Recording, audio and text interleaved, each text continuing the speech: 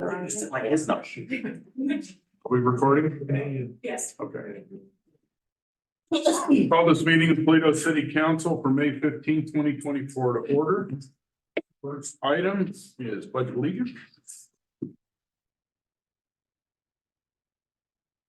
I pledge Allegiance to the flag of the United States of America and to the republic for which it stands, one nation, under God, indivisible, with liberty and justice for all. One nation. Okay.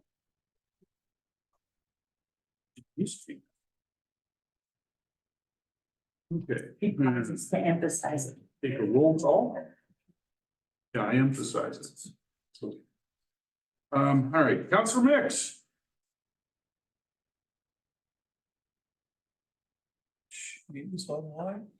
AC. Here. Councilor Kaufman. There. Councilor Strom. Here. Councilor Sylvia. Here. Councilor Burns. Yes. Council President Bush. Yes. And I am here. We have a full council this evening. Outstanding. All right, we have a new first item. We will have an employee intro from our finance director. I brought our new accounting clerk, Marley Burke, to council tonight to introduce her to everyone. Welcome, Marley. Up front, get up front there. Come on, you gotta come up front. Everybody's gotta meet you. You can sit in the table.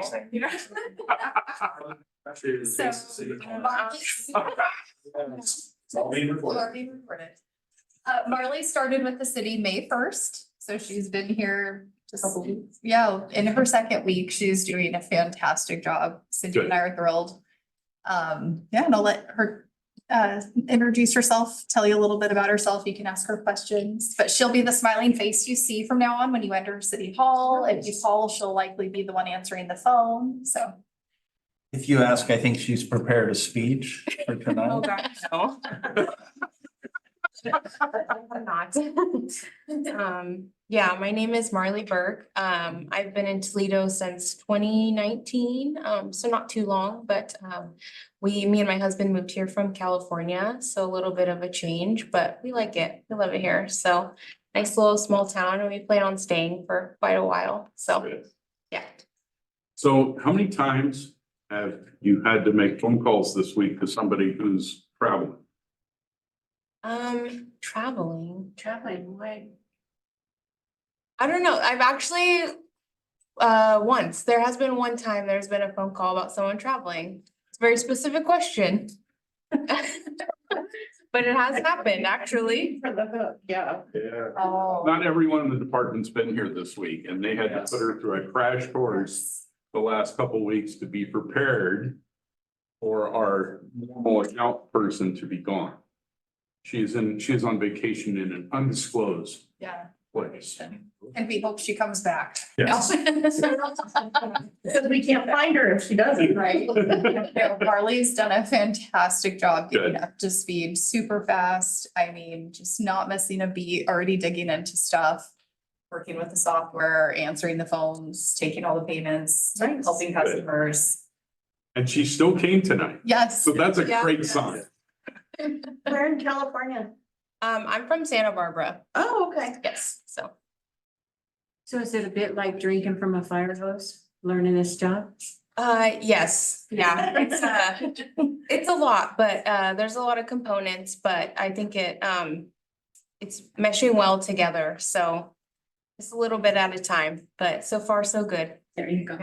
Yeah, Welcome. thank Welcome you. aboard. Yep, we're Thank glad you're you. here. Anything else you wanted to say, either one of you?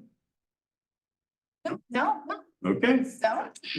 Thank Thank you. You Well, don't have to stay. I see that Chief Pace is not here yet. It's online. Oh, he's online.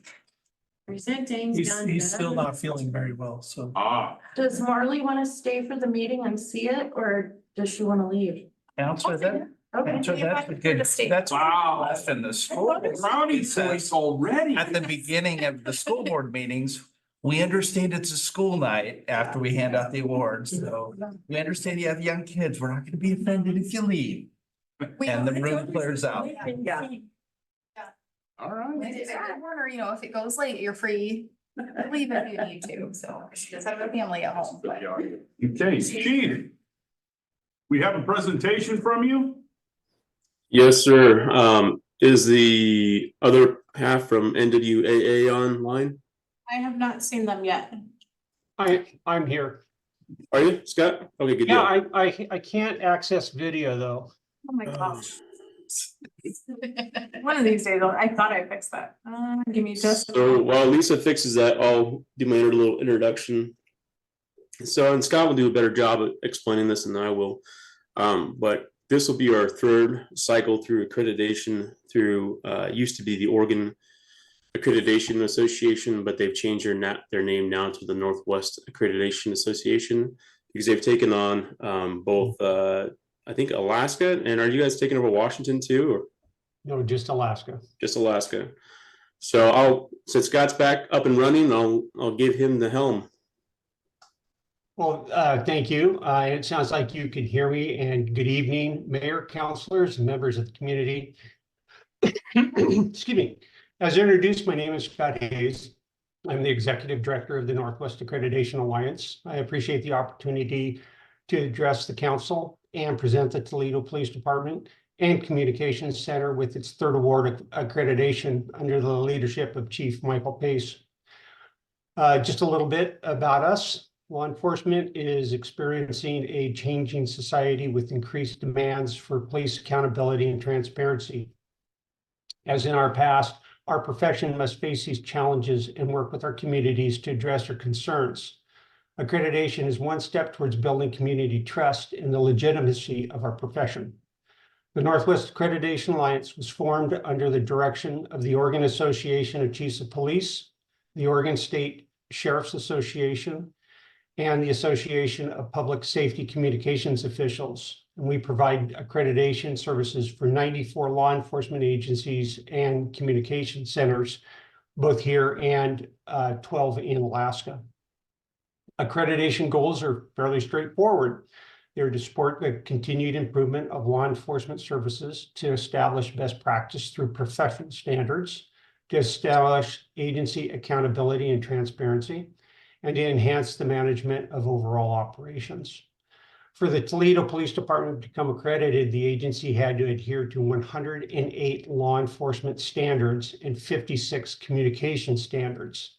Compliance is generally in the form of policies, procedures, Oregon revised statute, Oregon administrative rules, and city policies. Our standards are based on best practices nationally and through changes in federal and Oregon law. In addition to each standard, the agency must also show proof of compliance that the agency is following the best practice. Then reaccreditation occurs every 3 years after that.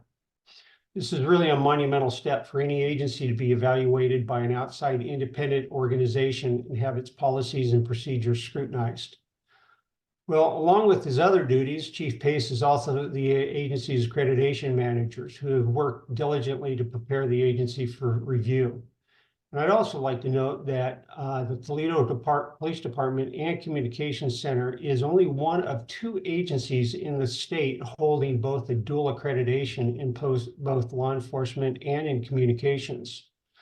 Chief Pace, on behalf of the Oregon Accreditation Alliance, Northwest Accreditation Alliance, I'm sorry, we changed our name recently, and the Board of Directors, I would like to congratulate you on receiving your 3rd award of accreditation. Thank you, sir. Appreciate it. Well done, Chief Pace. Yes, very good, And you wonder why I brag about you guys everywhere I go. right? Thank you. Appreciate it. So can we clap? I hope so. I've been waiting. I want to.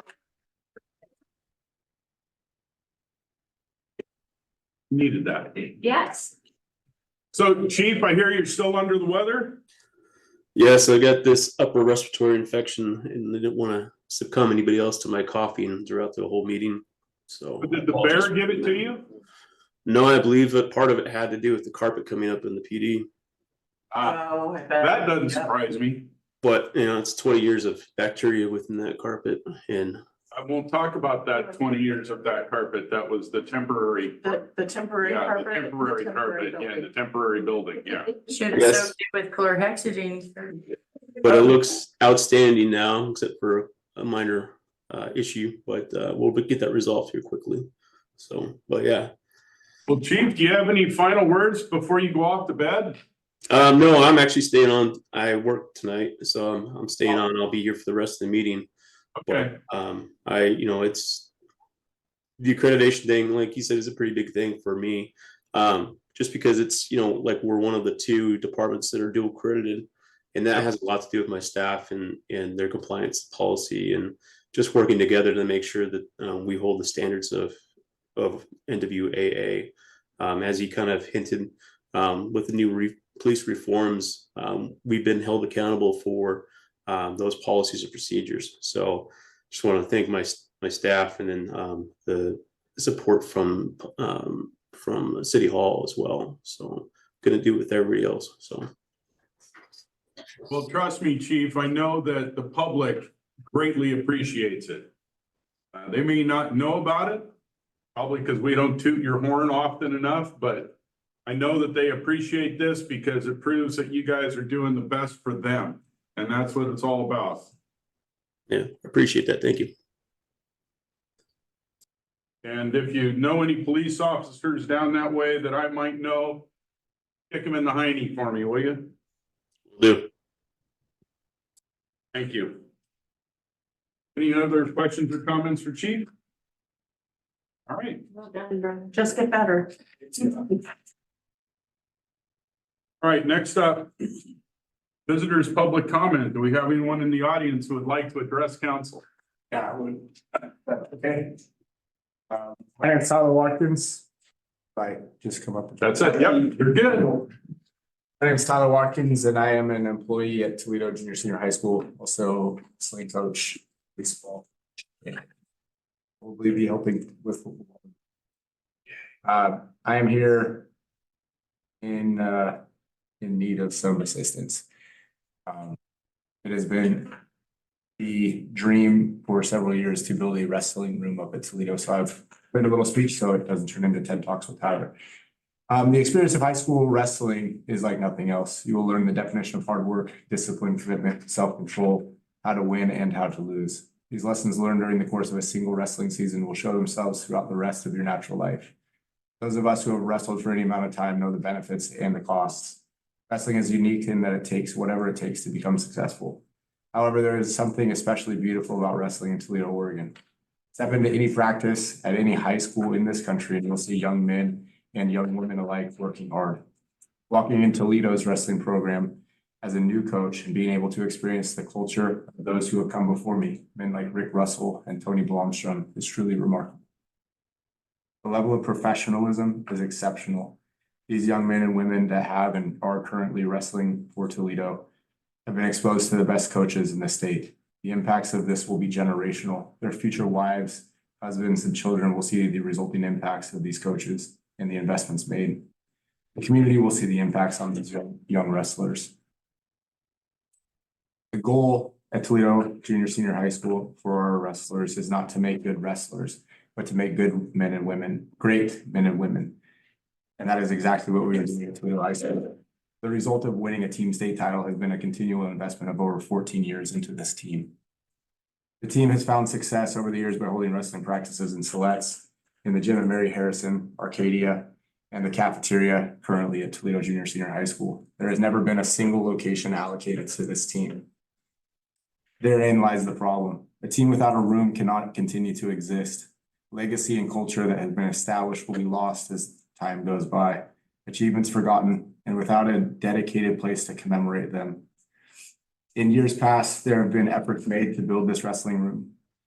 The dream now is going to come true thanks to the supportive wrestling community that we call the Machine. We all know that in order to achieve great success, you must have a great team behind you. A team that is willing to fully buy in and support the mission however they can. I'm here on behalf of Toledo High School wrestling team as their future head coach, asking the city of Toledo for $5,000 in seed money to support the building of a mat room dedicated to our team. The mat room will serve wrestlers of all ages from our mat club up to our varsity level wrestlers, boys and girls alike. We will be able to give these wrestlers exactly what they deserve, and I believe that they have. Thank you very much for your time. How did you do that? That was amazing. So let me give you a little background on Mr. Watkins. Mr. Watkins is a former Navy SEAL. He is very precise in what he does. He is, That makes sense. yes. Qualities I admire. Council, do you have any questions?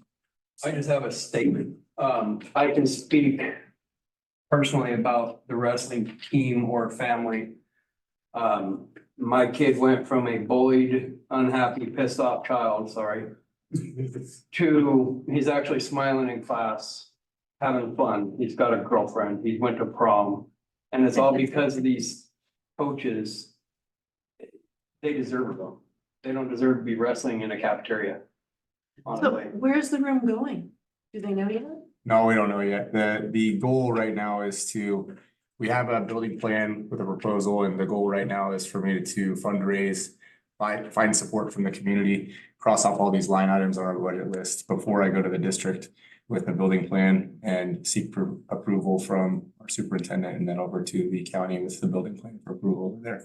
You were talking about up there by the. We Back and have, yeah, we've identified a few locations, up top in the upper parking lot, if you're familiar with the school at all, up top in the parking lot, there's a great location in the back where there was a church that used to exist there. That would kind of save us some time and effort with the county needing geological site surveys done.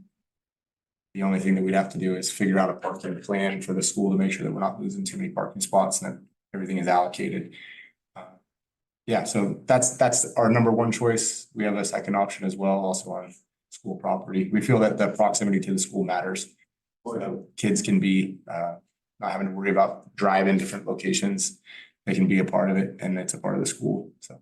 Well, and Mac Club, if anybody doesn't know, that's for little kids. It's Yeah. not for high school, or it's little kids, they get to go and learn this sport. Yeah. Have fun, get all this education so they can prepare for their Right. high school. Help them fall in love with wrestling. So we service, last year, I think we had close to, I don't want to overestimate, but so I'll underestimate, probably 75 kids in total that we serviced between our mat club all the way up through our middle school age with Greco and freestyle, and then also our collegiate varsity and JV teams, boys and girls. So this would allocate enough time and space where we would be able to have enough mat space. It also cut down on risk of injury with so many kids wrestling on one small mat, that leads to injury and increased risk. So we're trying to buy down on all of that.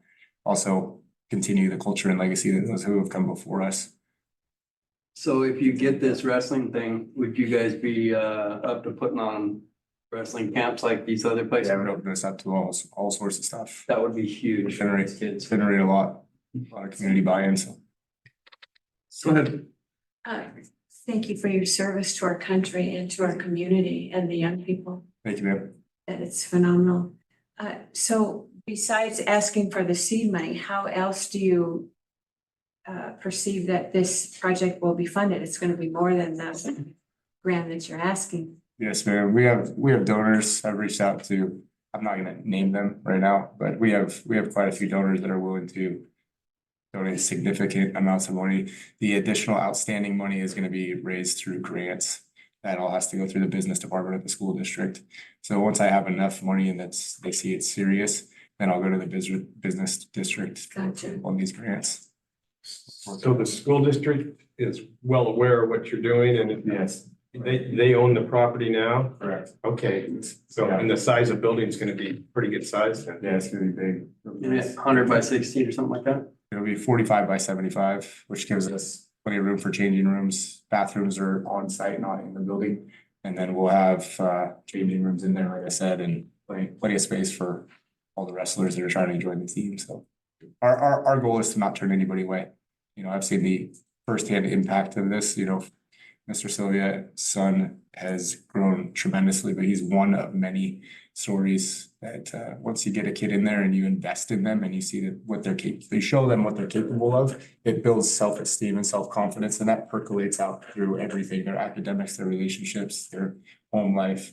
They just start to see that there's a new level of expectation that they have for themselves when the bar has been so low.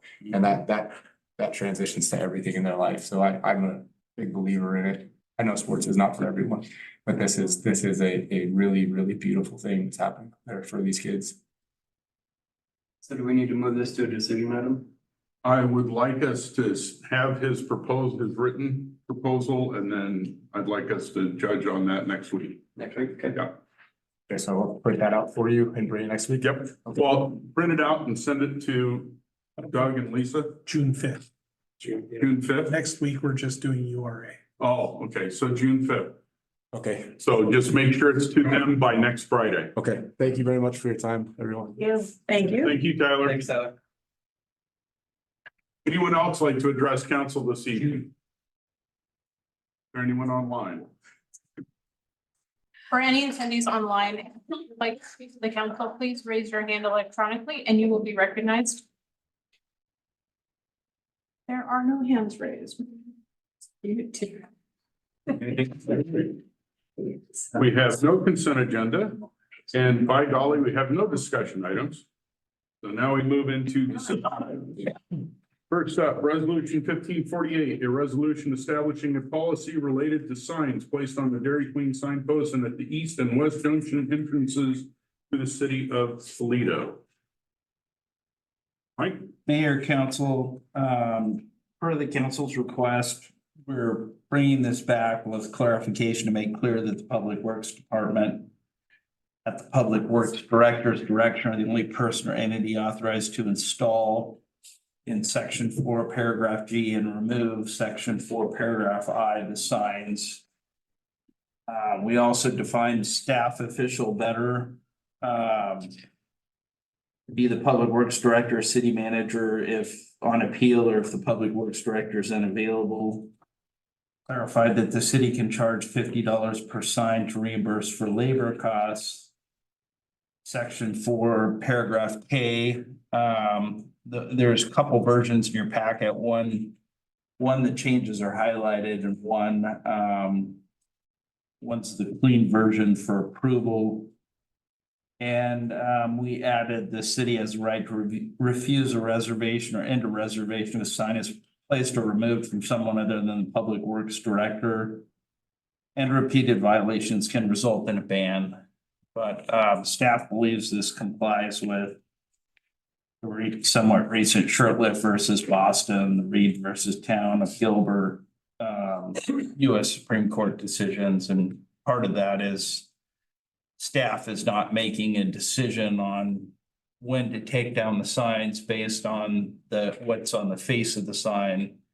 They're making it based on a little sticker that's attached to the back of the sign and the log that they've created saying how long the sign will be up. So with that, it's pretty much what we've seen the last couple of times, and I'll open it up for questions. Council? So the yellow, is that what's being put in or being taken out?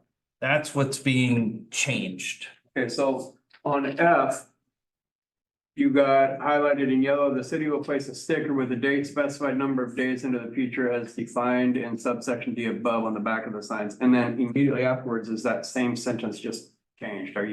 It's like repetitive. The same thing down on I, it's like I is the same thing as F to me. Because they're all talking about the stickers and who's able to put it on and who's able to take it off. It seems like that's repetitive. I think the intent is that the F is describing the sticker and I is describing who's Sign. And ban. who can remove it or add it, and what to do with the sticker.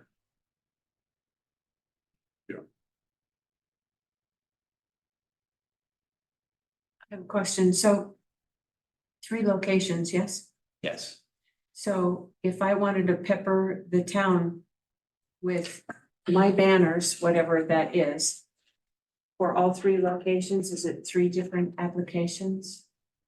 Or, So this regulates signs at the east and west junction and at the two posts that are right as you pull off the highway Right. across from Dairy Queen, really. One application stating the locations, but if you're providing three signs, it's three fees because. Yeah, it's $50 per sign because you're gonna have two public works employees going to each sign location to put them up. all right, got it, thank you. I have a couple thoughts. One. We don't have stickers yet. Stickers might be expensive. We might run out of stickers. Could we just say notation instead of, like, if we wanted to and we wanted to get a sign up and we didn't happen to have stickers for whatever reason, you could just write in black permanent marker on the back, date up, date down, and the person signing off on it or whatever. Just stickers are really specific. Do you know what I'm saying? Yeah. I don't know if that That way matters. you wouldn't be marking the banner. Right, it's just on the back of the banner. No, you would be Well- marking the banner. Yeah. We don't want to deface their property because it might be something they use Again and. again and again and Okay. again at different times. And then my other thought is, should we define the size of the banners so we're not getting all different weird random We would. banners? Counselor, we went away from that. There We was, did. there was a section at the end that listed the size, that it had to be a certain size and you had to have the little eye holes to tie it off and we deleted that Okay, because we didn't want to. so if somebody brings us a banner and it doesn't have eyelets, how are we hanging it up? Well, that's the question we're gonna ask them. Exactly. Okay, I just, it's like Um, communication and dumbing it down for everybody. Hey, only banners this size with eyelets in each of the four corners. or- yeah, but if you put that in writing, then when they come in with the sign that's twice that size or half that size, are you gonna say no? Probably not, Yeah, right. under the First Amendment. No, I see, Yeah. Yeah, I know, it's more complicated than I'd like it to Yeah, be, yeah. but Okay, Well, as far as the size, I mean, those posts are out there at a Yeah. certain distance. And if somebody brings a sign that is way too big, you can just tell and say, hey, that's not gonna fit there. right. or way too small. Yeah, or way too long, or if it's small, then. Understand there's gonna be big gaps around it. Yeah. I mean, it's, kind of up to the people that want the sign.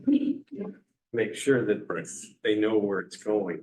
Or even just a guideline, like ideally the sign would be, these are kind You of. can do that in the permit process. Right, You know. if that could be part, that could be Okay. up front on the front. Yeah, Ideally, the sign should be blah, blah, blah. Okay, Yeah. with blah, blah, blah. I'm just all blah, about like blah, blah. over communicating as much as possible. And provide a sign. Well, and that's what, one of the things I'm Place to looking sign at it. is that, say we have a sign up for, say, Art Toledo, okay? We can put Art Oysters and Brews on a banner that's only this deep, Mhm. but goes all the way across. Mhm. Say Art Oysters and Brews, then this date for that year. That way we only have to do a small banner to Gotcha. redo it every year instead of the Each bit, big, huge, big one. yeah. Okay, And it's up to the public works people to put those signs up. And in case they need to be moved around to accommodate another sign, then It's always Public Works, yes, Counselor, yes. it's in our realm as far as. Yep, and that's what I added, if there's an unauthorized sign put up, we can take it down. Take it. Yeah. So if you're out there installing it yourself. And again, I guess as we talked about before, the signs are limited to, city endorsed community events, which are events the sign official decides to increase community enhancement, tourism, economic development, or school district events with preference given to city endorsed events above all others. And signs that promote community service organizations, which the sign official determines has some altruistic purpose benefiting the community, is not only self-serving for its members. So, Rotary Elks, Kiwanis, that kind of stuff. So, and it's basically up to the city manager and the works director. You guys would be the appeal process. Yeah, the public works director would appeal to the city manager Him first and then city manager. and then to you. And in his absence, the city manager would just make the decision. Any other questions, council? I would entertain a motion. I make a motion to approve resolution number 1548, a resolution of the Toledo City Council establishing a policy related to signs placed on the Dairy Queen sign posts and at the east and west junction entrances into the city of Toledo and directing city staff. I second it.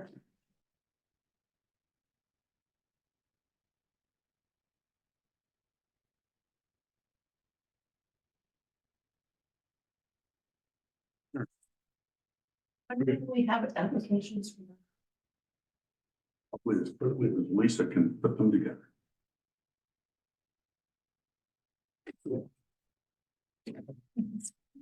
What'd you say, Lisa? Didn't hear. I didn't say anything. No, her eyes told me everything. The daggers. No, they weren't daggers. They were great swords. I think so. It's been moved by Frank, seconded by Kim to approve resolution number 1548, a resolution of the Toledo City Council establishing a policy related to signs placed at the Dairy Queen signposts and at the east and west junction entrances into the city of Toledo and directing city staff. I will take a roll call vote. Counselor Mix, Yes. Counselor Kaufman, Yes. Counselor Strom, Yes. Counselor Burns, Yes. Council President Bush, Yes. Counselor Sylvia. Yes. And I vote yes, motion carries 7-0. Next item, consider funding support for Lincoln County Health and Human Services Community Shelter and Resource Center Emergency Winter Shelter Program.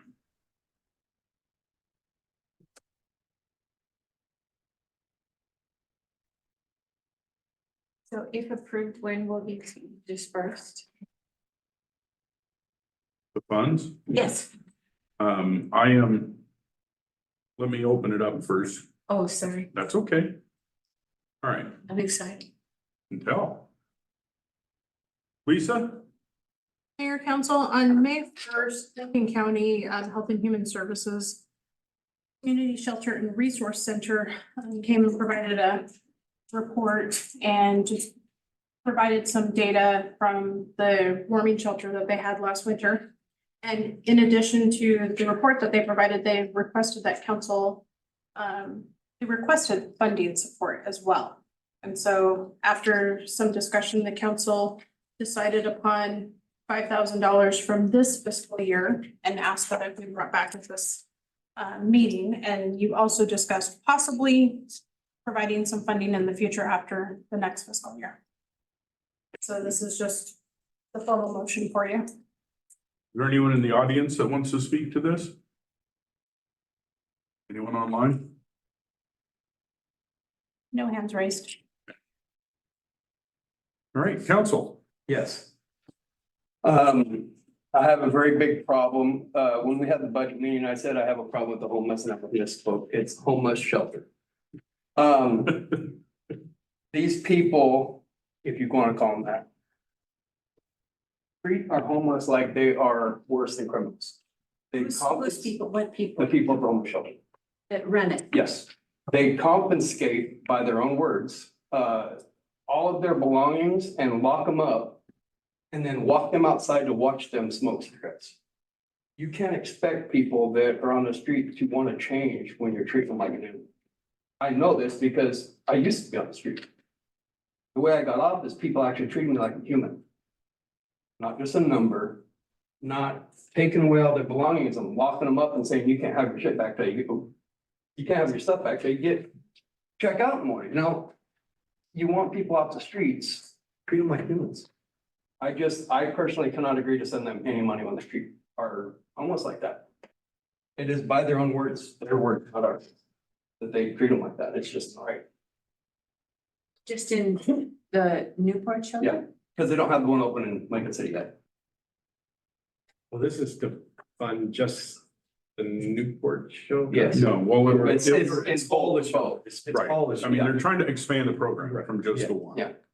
I have a real hard time when they treat our people like that. That's just my humble opinion. We had, what, 5 people from our area go over there and that's. And 4 of them have gotten into Yes. housing because they actually got into the program by going over to the shelter. So that's what I see as the benefit. Oh, no, I see the benefit, And but I nobody think they died need to be this winter. treated better. Yeah, and that's the other biggie for me is that nobody died this winter. We've been averaging 2 or 3 a year until this winter, and so it's, And this was our. this is just, I'm just, I understand what you're saying.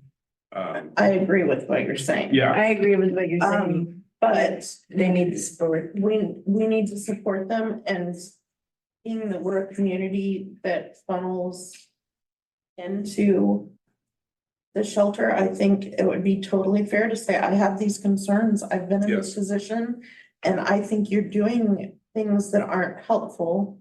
And Yeah, I this wasn't is- here to talk to them when you guys had Yeah. that meeting, how it's so. But I- catching fish. I mean, I think, Puking more like it. I think any organization like this should be held accountable, and if you have 100%. problems with it, I definitely would approach them Oh, about it. definitely.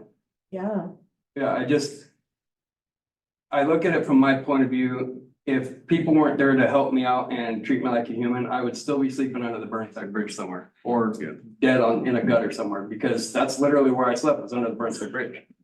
And people treated me with civility, treated me like I was human, and I actually wanted to change, and that's how I got out of the streets. The thing that I see is the fact that supporting this, those shelters are in place. If we had another place in our own community and such, I'd say we should support ourselves here. But since we don't, and we're sending people over there, this seems like a minimal cost to help. I'm our not citizens. complaining about the cost. And I see your same points and such on it. And to relay those would be a very good idea. So, Can I play the devil's advocate here a little bit? go ahead. So, Frank, I totally understand what you're saying, and I think a lot of it is going to have to do with how they manage that. Yeah, they lock their stuff up, they get a bed, and they get this and that, and then they're watched going out. From being in the community right across the street, literally right across the highway from where the shelter is, I suspect that the reason they're doing that is because of the high incidence of stabbing and assaults that we have had in the past. And those incidences have happened in the homeless shelter, like the warming shelter that we had before and stuff. There were some issues. And I think this is very possibly, though it seems unfair, it might very possibly be a way to keep everybody safer. And and I understand, it feels like indignity. Definitely the way it was stated, it could be. But I also kind of understand that it takes very few people to screw up a good thing for other people. And if they have to look at keeping everybody safe and everybody secure, that maybe them having to put their belongings locked up while they're there is the only safe way for them to do that. I can understand that too, but there's also the thing of going through somebody's stuff and making sure they don't have any guns, knives, drugs and their stuff, and then letting them keep their property and locking up whatever they have, because you can't take their weapons away on the street if they're legally able to carry. Lock up their weapons or whatever so they can protect themselves on the street, but while they're there, they should be able to have access to their own articles of clothing and everything. They were going through their stuff?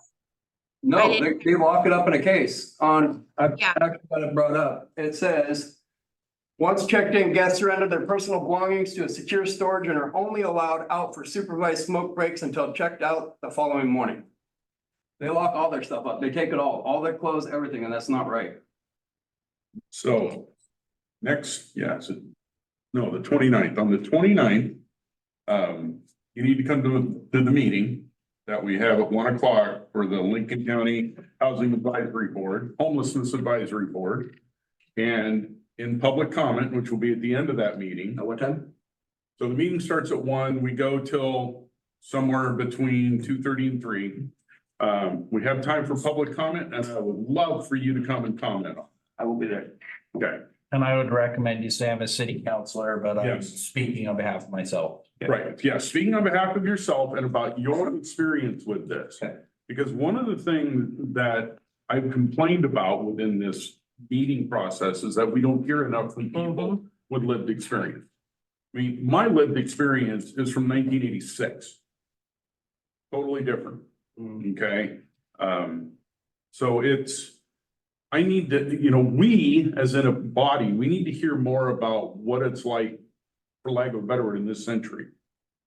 Okay, so, please come. Yep. And relay that information. It'll be in Newport at the community college. Oregon Coast Community College. I'll send you all the info. That'll work. Okay. Any other questions or comments, council? Anyone in the audience? All right, anyone online? Okay, I would entertain a motion. I move to direct staff to allocate $5,000 for the 2023-2024 fiscal year City Council Strategic Fund, special purchase line item in support of the Lincoln County Emergency Winter Shelter Program. Second. Been moved by Kim, seconded by Stu. To direct staff to allocate $5,000 from the 2023-2024 fiscal year City Council Strategic Fund Special Purchases line item in support of the Lincoln County Emergency Winter Shelter Program. We'll take a roll call vote. Counselor Mix, Yes. Counselor Kaufman, Yes. Counselor Burns, Yes. Counselor Sylvia, No. Counselor Strong, Yes. and Council President Bush. Yes. I vote yes. Motion carries 6-1. All right. Next item, update to the Toledo Public Library policies. Harrison, Yes. would you please come up? Because I understand you wrote some of this stuff. That's what you were talking about earlier today? Okay, Harrison, before we get started, I want you to understand, I consider myself a fairly well-read and literate individual. I had to go look up some words in this document. Okay. I might to help with that. Thank you, thank you. The attorney, their library words, I had to look. I was gonna say library. Well, I am a member of the library department, I was so I could actually go look there if I needed to, but You might not find it. that's kind of where I was headed with that. Okay, Mike, Harrison, you guys want to walk us through this, please? Sure,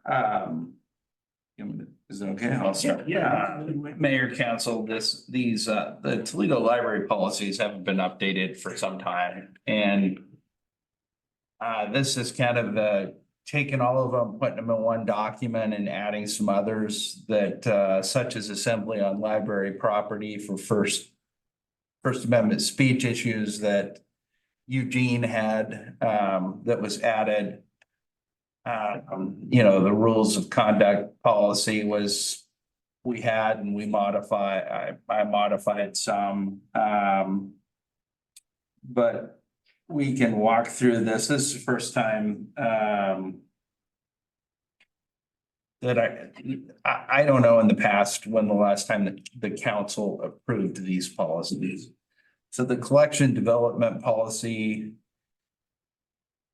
the name of the OCLC World Chair changed from when the policy was before, but this kind of lays out how the library purchases books, periodicals, audio, video, musical recordings, and kind of specifies the authority for the selection, which is with the library director, delegated staff.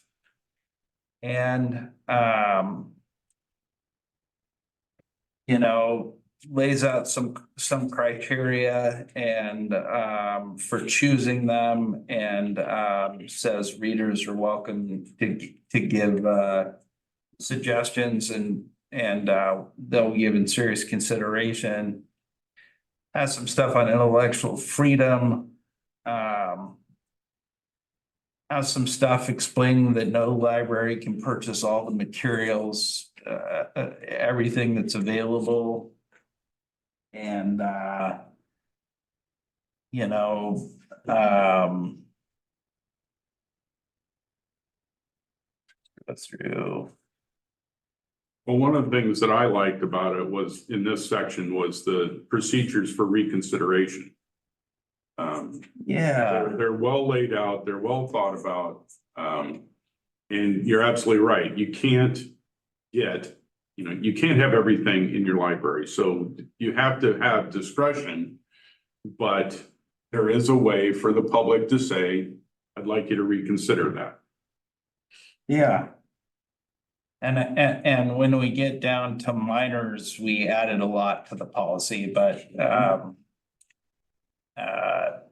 you know, so kind of we kind of go through that, allocating the resources. In the prior version, it kind of allocated percentages between children's books, adult books, and other media. I think Doug actually suggested to just delete that, so we did, just to provide Harrison more flexibility.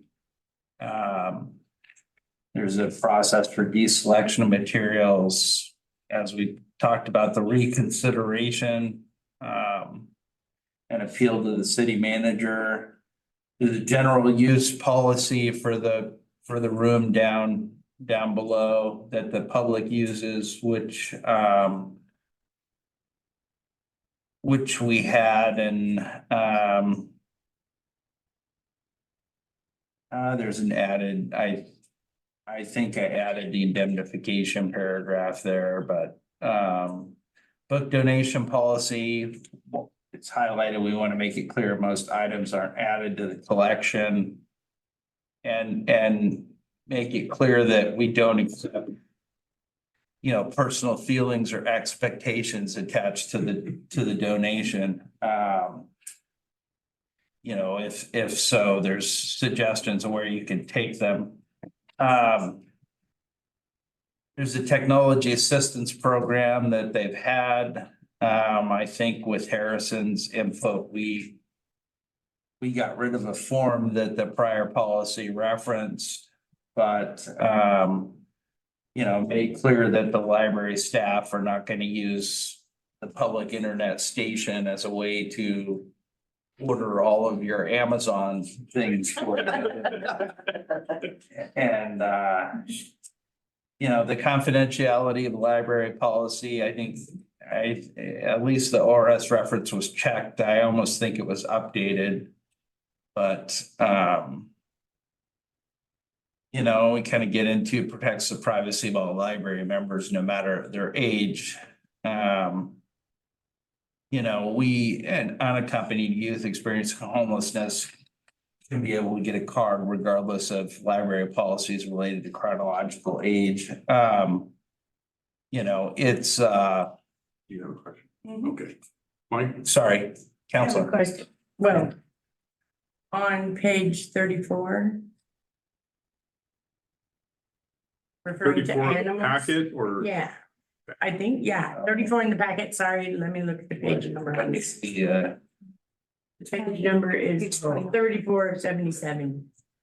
Service animals. Service animals. yeah, The animal etiquette, yeah, this was something we didn't have before. right, but We should add. it's all fairly appropriate until you get to the animal etiquette. The extent possible, the handler should ensure the animal does not sniff people or restaurant tables.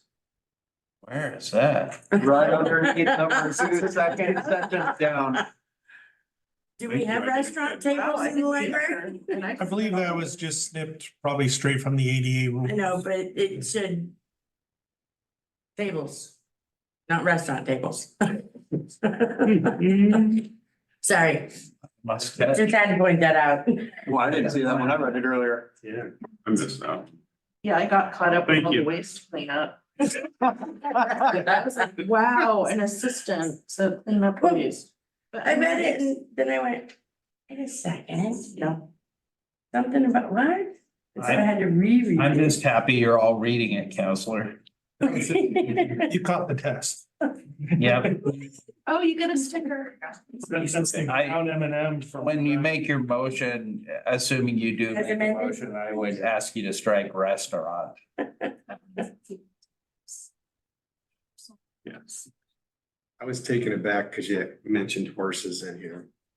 You know, I got a question, are mini horses, under the ADA? And I'm telling you what, they are under the federal Yes. I would ask, has there ever been a miniature horse? ADA. Not yet, but there could be. Yeah. And that's what we don't wanna say, no mini horses. So if somebody wanted to bring their chicken in there, they could do that.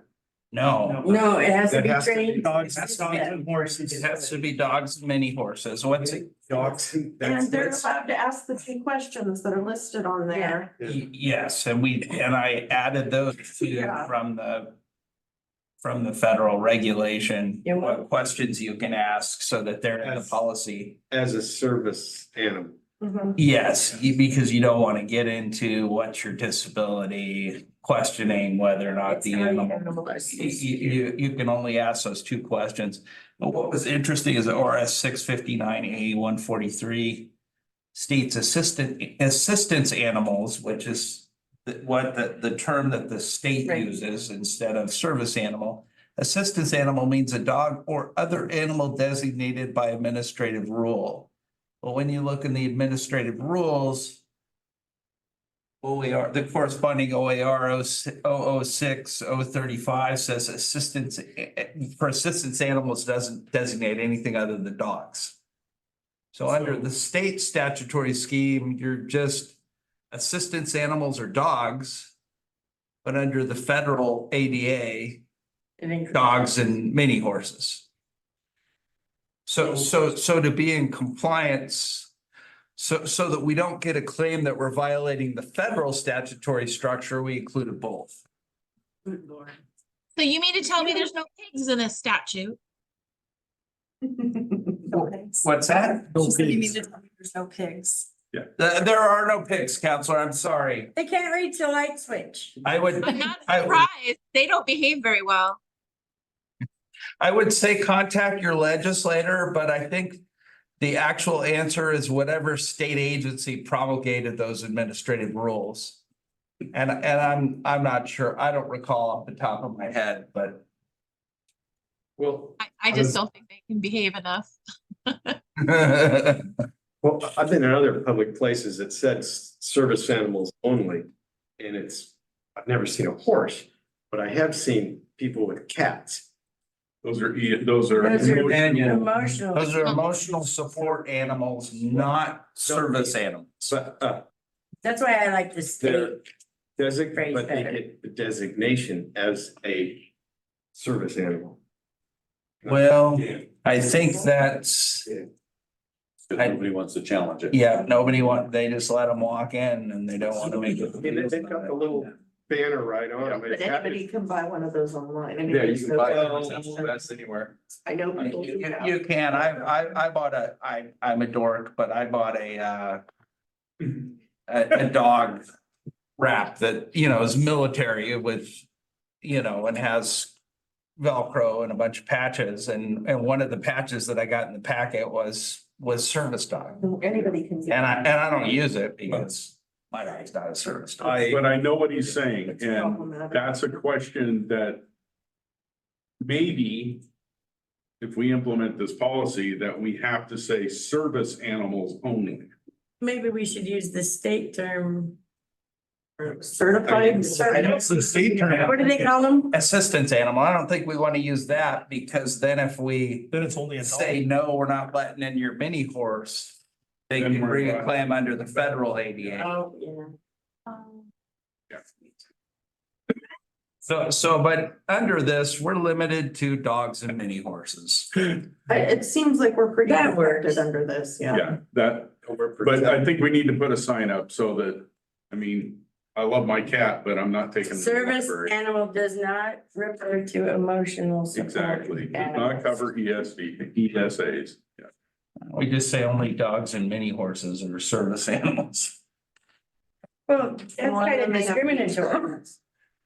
Cause then you're telling Against- me that Against the cat or? against somebody that thinks their cat is their emotional support animal.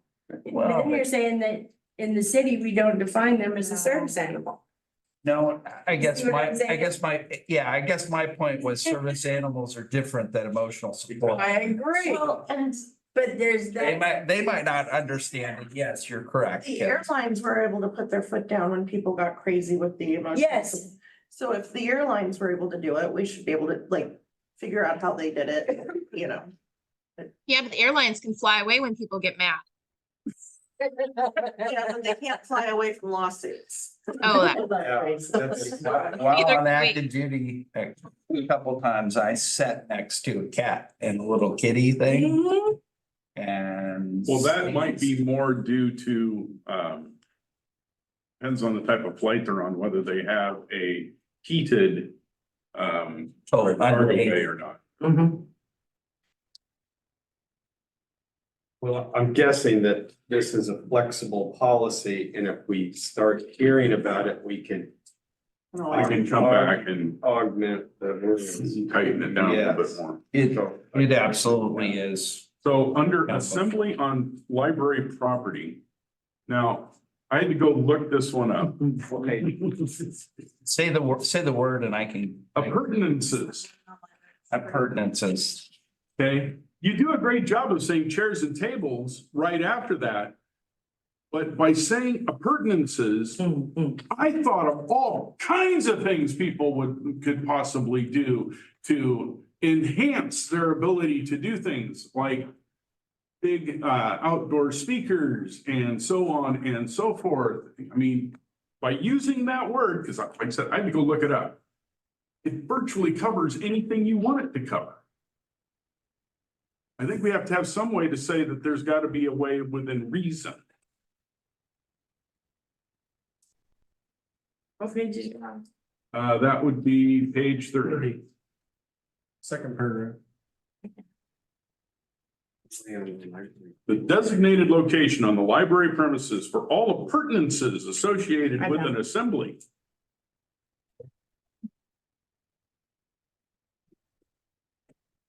Property. Associated with. For all personal property associated with an assembly. It still covers a whole lot more than just tables and chairs and banners and signs. And I don't know that. That All First golf Amendment thing, I don't know that we want to prohibit them from having a speaker. So. Okay, so what can we, okay, so. You put, I mean, what we are doing is prohibiting them to that location by the flagpole rather than right at the front. But if it's disturbing the peace. 'Cause look at what's happened, look at PSU. PSU has a bill for $750,000 for what happened to their library. Yeah. Okay, I don't want to go down that road. And I Uh, want people, because people should still be able to access the library. Well, and there is language in there, Mayor, about not blocking the entrance, not. But if you don't want to come near a bunch of people screaming into microphones. but does the city have a noise ordinance that then the police would be called for that? And they would Yes have to and take no. care of it? Since it's on public property, it would be very difficult for the police to enforce that, Even though it's a neighborhood? even though it's a neighborhood. I mean, part of what I was trying to consider by saying, by the flagpole. I mean, I know what you were getting at. It's just isolating using the word kind of an appurtenances. easy known Literally location. comes into anything now. Yeah, What if we put in a line in there or another paragraph that said something that assembly cannot interfere with normal everyday operations of the library, its access, and its need for, I don't know, appropriate sound. Because the library is critical to free speech. That's what I was trying to get with interfering with the free passage of library staff or patrons and or on the library premises, including but not limited to sitting or lounging on the floor when not actively browsing shelves or participating in library programs is prohibited. So I mean, I think the whole idea is they're not allowed to unreasonably interfere or impede access use of the library. Right. Right. By that policy. I hope, but Yeah. I'm looking at your Well, and I the word you understand. use. Appurtenances, I understand. Yeah. And you know, that I joked about the big words being library words. That was not his word. That was, I believe that was in,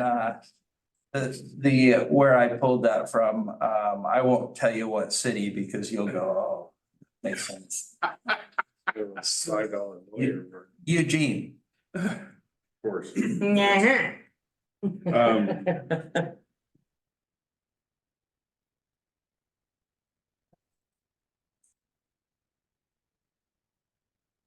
I mean, it's what appears to be the norm now. I mean, appurtenances means setting up a tent. I think you're covered in the first paragraph with interfering with the free passage.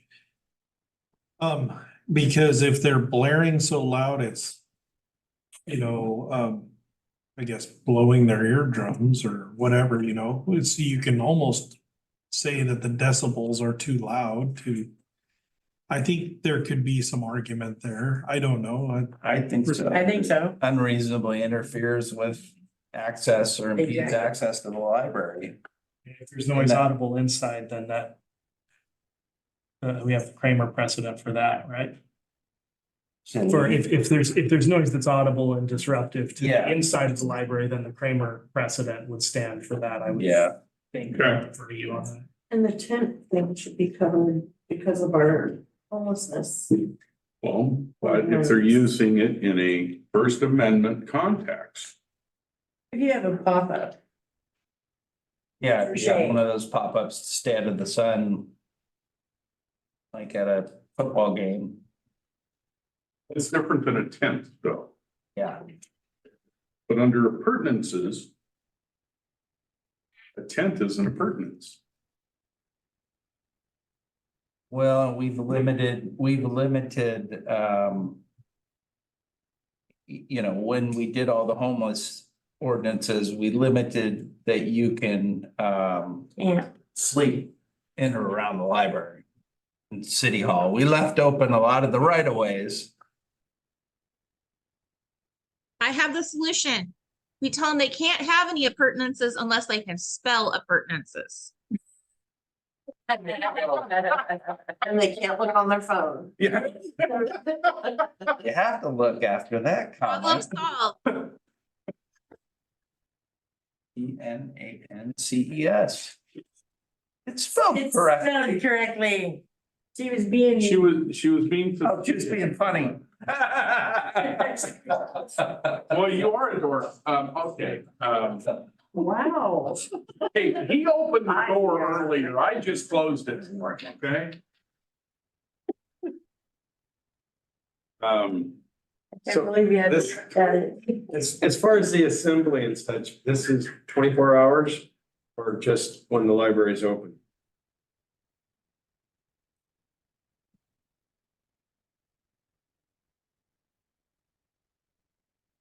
You know. Good question. It is a good question. There's nothing in here about the timeline. It just says impediment to the library, and since the library is closed, then yeah, I could go down and play, you know, music and say I was using my appurtenant things. But you couldn't stay the night there. No, You I couldn't would sleep. I You could stay the night, but you couldn't sleep. yeah. Yeah, I want to play Beastie Boys and say, this is what I'm broadcasting. That is definite protest music.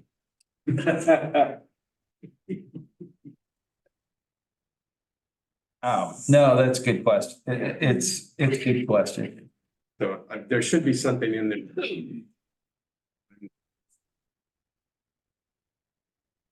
Property though, too. I was gonna say, isn't it supposed, you're not even supposed to move around when they're closed? Really? Well, and I think Yeah, that, but with the pool being right there and the tennis courts being right there and the park being right there, people are always gonna be around.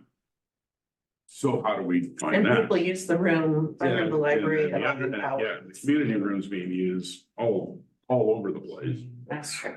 So, You know, yeah, in parks, they do sunrise, sunset, and they have, so that makes a time limit for that, but for us, I think for security, it would be a good idea to have some structure. well, we at least have. I believe we've got a camera on the parking lot that's viewed at the police department. For security. And I believe there's a camera on the pool facing the front of the library. Well, it's great, you can find out who did things, but. And It's to kind of control it. Well, and they're on video at the police station. If a dispatcher looks up and sees knucklehead throwing a rock through the window or whatever. Harrison? there's also the book return that people use 24 hours a day. Yeah. So there is, even though it's not staffed, there's library business happening as people. So the issue is literally the rub on the First Amendment, right? We want, because the library is, for lack of a better word, the bastion of the First Amendment, Yes. okay? But how do we ensure both sides of that right? In other words, the right to freely assemble, but also the right to be able to go read a book, if you will, in peace. And a lot of the library policies I looked at had nothing similar to this Assembly on Library Policy. I looked through a lot of different libraries. Well, I think after what happened in Policies. Portland, I think that might be changing. And Eugene had this and I thought, oh, that's a good idea. Cause you're limiting the place that they can congregate. You know, absent this, the protesters could probably go sit in the library. As long as they're not disrupting things. Do any of us honestly think this policy would have stopped what happened up at Portland State University? No, Um, probably not. I think it would have probably given pause to some of them. But you're right, I don't think it would have stopped it. Not the paid process, not the paid. Yeah, exactly. Right. No, you're absolutely right, not the, you know. Not the instigators. Not the Portland students. professionals, as I refer to. Yeah. But it doesn't sound like we're gonna get through that tonight. It could be something that could be brought back as far as putting some kind of limits. You can't put much limit on. Yeah, I mean, Yeah. you can't permits or something that so people know, I mean, as far as somebody wanting to do something, they would beyond the library hours, if they got a permit, then they could do. It's still public property. People can walk through that property all they want. They can walk. stand there, they can But talk to people there, they can. But as far as assembling and putting on. Assembly though, Yeah. assembly could just be standing and talking to two people. Yeah. Assembly is two people coming together. Yeah. People can So come together, now I'm saying you and your wife can't talk on the parking lot play the jukebox. at 10 o'clock at night because you guys decided to meet there because you're on a walk or I don't Because know. you're an assembler. Okay.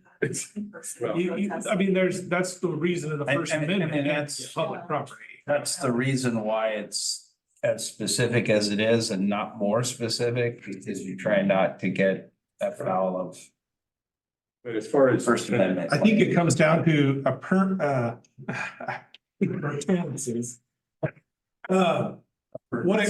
yes, that word. What it comes down to is if it begins interfering with the patrons and the staff, and you can decide that through if it's interfering on the inside, they're hearing it and it's loud and obstructive to what they're trying to do on the inside, and it's not allowing people to come through, it's too loud, those types of things. When people aren't there, then now the police then can start making that argument, you're disturbing the peace of the sleep of people and things like that to the neighborhood, and that's a whole nother issue. So I think it's covered, it's just not. It doesn't spell it out, but it's covered in through many different ways. That there could be issues. So. That's the way I see it. It's a hard call. It is, and but I think. Like you said, if you start limited about what they can bring and what they can't bring, you're gonna start fighting court battles, and that's what it's gonna come down to. We can afford that. So the word Well, appurtenance. Sorry, Yes, go ahead, Tracy. Counselor. I was gonna say the word appurtenances doesn't bother me. It's, but I would like to see something, a more defined line in there. And I know it's partially there that you can't block people going into the library and, the staff and the patrons going in and out. But I think it would be good if we put a line in there that went further to say that, assembly on the library grounds cannot interfere with the normal function of the library, either by noise or by activities that would discourage use of the library, or something along those lines, and just throw that in there, or maybe as a separate paragraph or something. And I think that would kind of cover what everybody's concerned about. Good call, Tracy. The one he quoted covers that. Kramer? Thank you.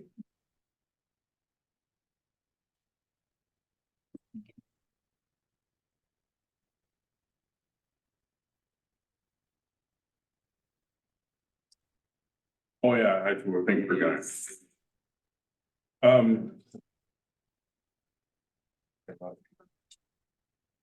Yeah, we haven't even heard from Harrison yet. No, Harrison and looks. he is so happy, just look at him. I think.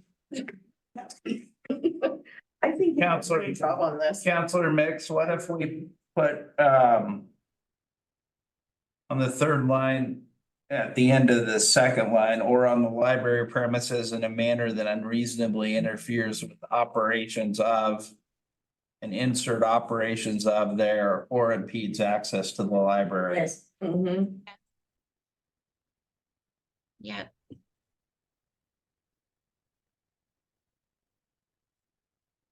Yeah, I think that does it. To me, it does. I don't know about everybody else. Does it?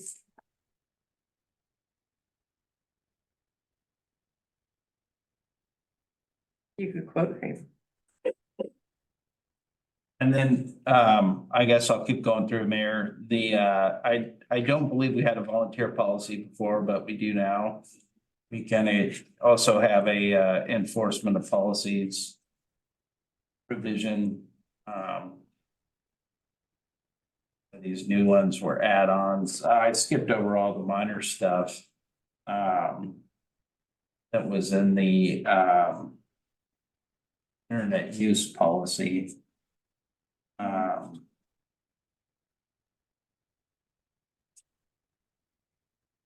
Minors use of internet, it's on page 10 of the actual policy, but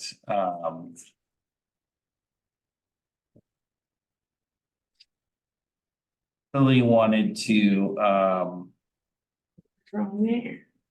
kind of clarify that and make some suggestions, which I think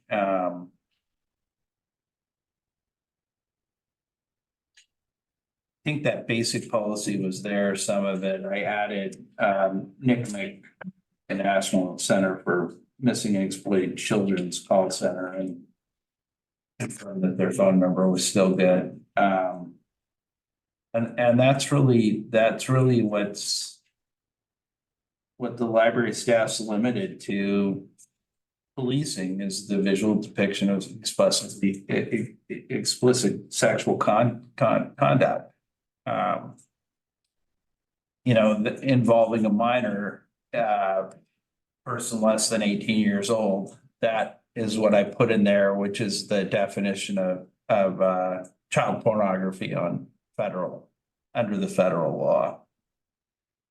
So we make some suggestions that, you know, don't respond to suggestive, obscene, threatening. Don't arrange face-to-face meetings, let parents decide when information should be revealed.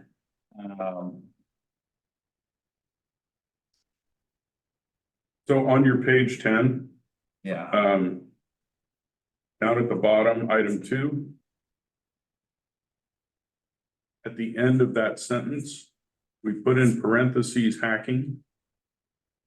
Because that's what you described, but if you just say hacking at the end of that, then everyone will know what you're talking about. oh, that last sentence Yeah, is put, right.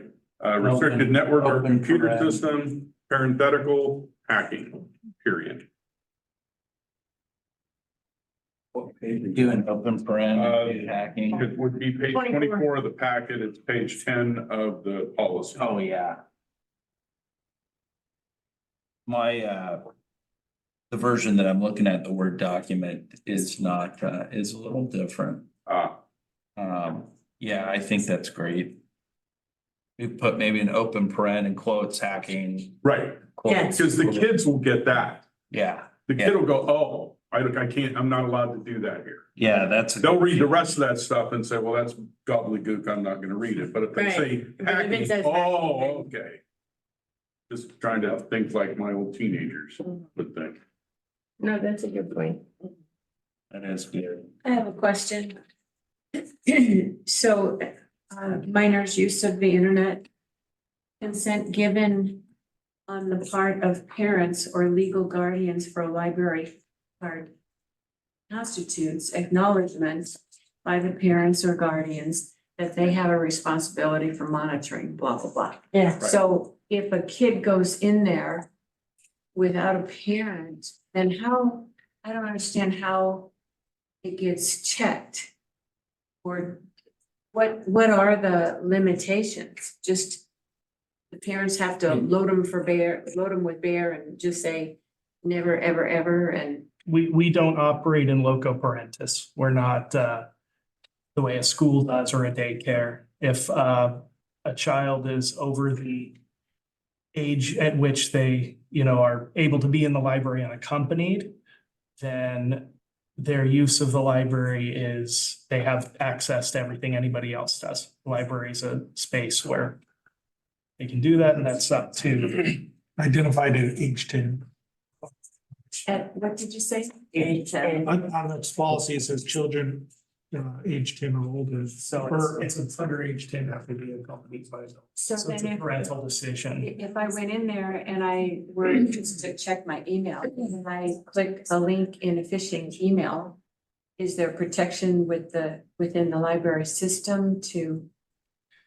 The public computers do have kind of a scam filter on them through Userful, which is the provider we use for our public Okay. computers. But if you're using the library's Wi-Fi and you're not using, the public computers that have that, your internet That's- use is up to you. We don't filter the internet for you. Yeah, no, I understand that. I'm talking about your computers, the libraries. Oh, the public computers? Yeah. Yeah, those are administered by a third party. It's a company called Userful, and it's locked down pretty tight. So every time somebody logs into one of those public computers, it's actually a zero client served off of a little desktop Lenovo server in the corner. It basically gives you a virtual box created anew when you use that computer, and it destroys it when you log off. So, I mean, obviously, whatever you do on the internet doesn't disappear, right? If you give your personal information to somebody, you already gave it away, but there's nothing retained locally on those computers. And really that's, between that and, the little bit of filters that come with that, we don't restrict, what you do on the internet. So but we do provide, education about if you need help, how to stay safe, how to protect your personal information and all of that. Okay. Do you have protections to protect from malware and stuff if somebody was to click on one of their emails so it doesn't destroy your computer? Boy, that would be some weird malware. The Lenovo box that's in the corner from Userful it's running Userful's own OS, which is a fork of CentOS, which is a deprecated operating system that's derived from Red Hat Enterprise Linux. So I don't think there's I get accused of being. I don't think there's a whole lot of like drive-by, click on the wrong thing, like anything can be compromised.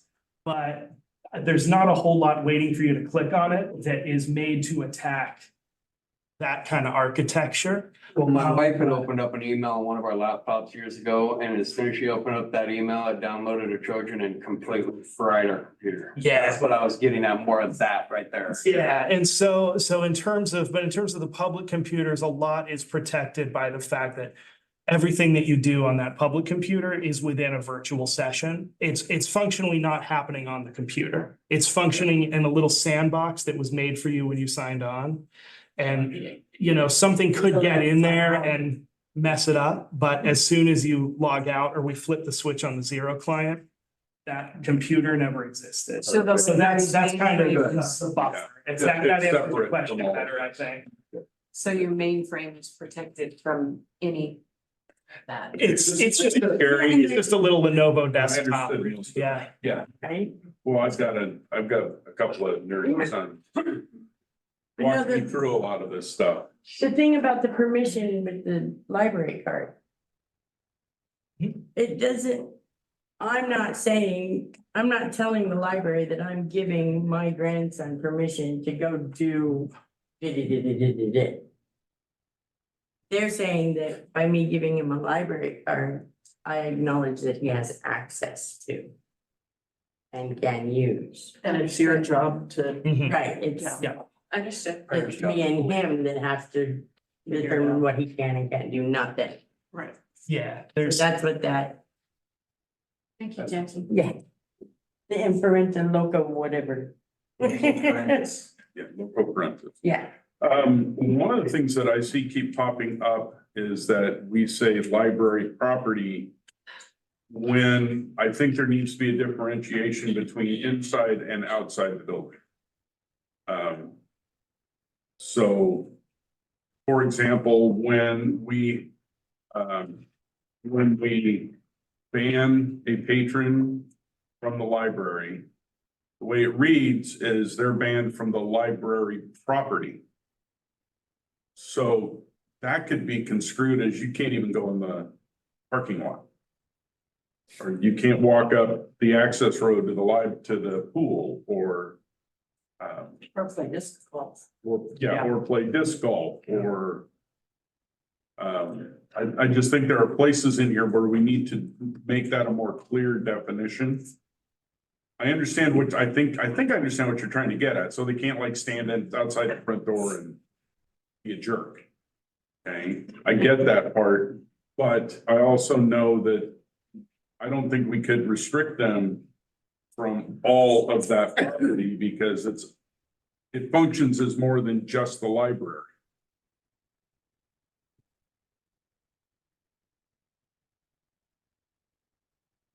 Like on page 26, animals may not be left unattended on library property. Right. That one I think we want to keep. Well, I hope. Well, I would like to, but who's gonna go up in the disc golf course and make sure that Fred's dog is? Well, we don't know if Fred's dog's tied to a tree, he's yelping in the woods. But I think the idea there is that you're not hooking your cat to the flagpole because you can't take it inside and going inside and. I understand what the point Animals is. in their cars, in the library with the windows cracked and it's a nice day, it's not hot. It's winter or whatever, As cars get, I think that's a bad idea. but I mean. that happens. Yeah, because right here it says failure to leave or re-entering the library property prior to termination of a suspension will be deemed to constitute a trespass. So what that's saying, the way I'm reading that is, if I've been trespassed and I'm walking up to the pool, but I'm a little too close to the library, I could get a criminal charge against me for trespassing. Now, I suggest we strike property in that sentence. Library. Yeah, I was thinking library buildings and sidewalks. That way they can't stand outside the front door. Yeah. Library and its immediate surroundings.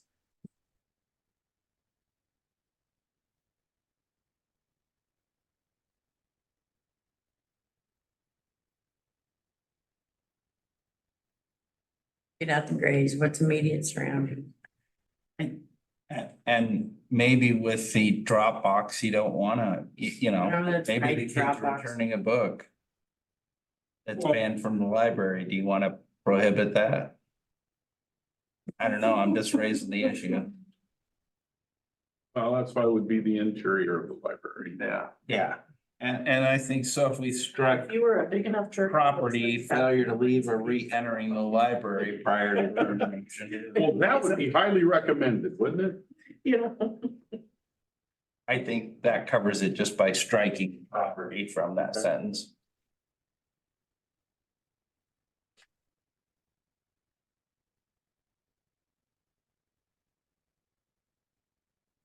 Harrison, you've been awfully quiet. It's not. What are your thoughts? No, there are definitely some things that needed to be tightened up in here.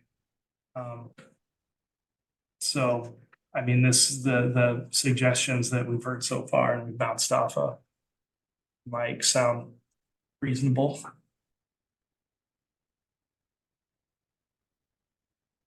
So has your staff looked this over? We've gotten a look at it, yeah, Okay. and we looked over it with the board as well. Any questions or notations from them?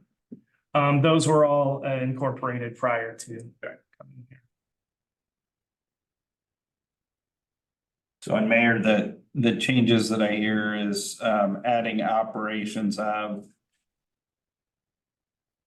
hacking in parentheses and quotes, deleting property, and whether or not the council wants to do anything about appurtenances to make that Restaurant. And property. removing restaurant tables. Yes. And removing restaurant, yes. I don't know if we, yeah. I thought we decided appurtenance. What was that, Tracy? I thought we decided appurtenances was fine because because we added the other, Yeah. that it couldn't interfere with the operations of the library. Well, plus it says that all appurtenances have to be on that cement pad. I So see. that means that whatever you want to bring, as long as it fits out there, you can't bring some inflatable bouncy house or something. Oh, man. Any little ones. There goes If it fits on the pad, it fits on the I- pad. If it don't fit on the pad, don't bring it.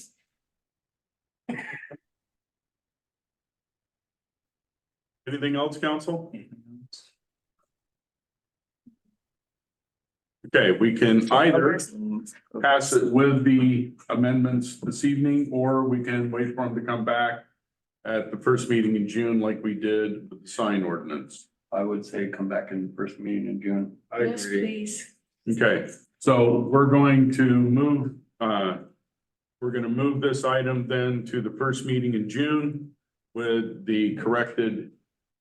And then we can hear from Harrison.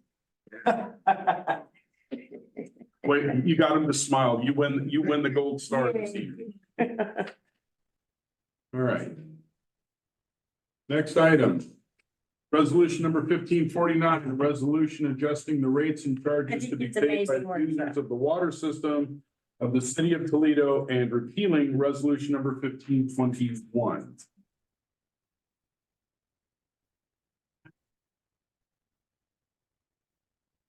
It's on the computer, it says repealing resolution 1513. Yeah, there was an error and it's been updated. Okay, So it should be 1521. That's right, it's yellow on here. Yep. Maybe. Unfortunately, I'll explain that error. My fault. I had looked back because every year in May, we have done the resolutions to amend the water, and I found it, and I was like, oh, we're getting rid of that, and that's the one we're amending or repealing. Needless to say, I was not aware, and actually, I think everybody missed it except for our great friend Arlene, who knows everything, thankfully.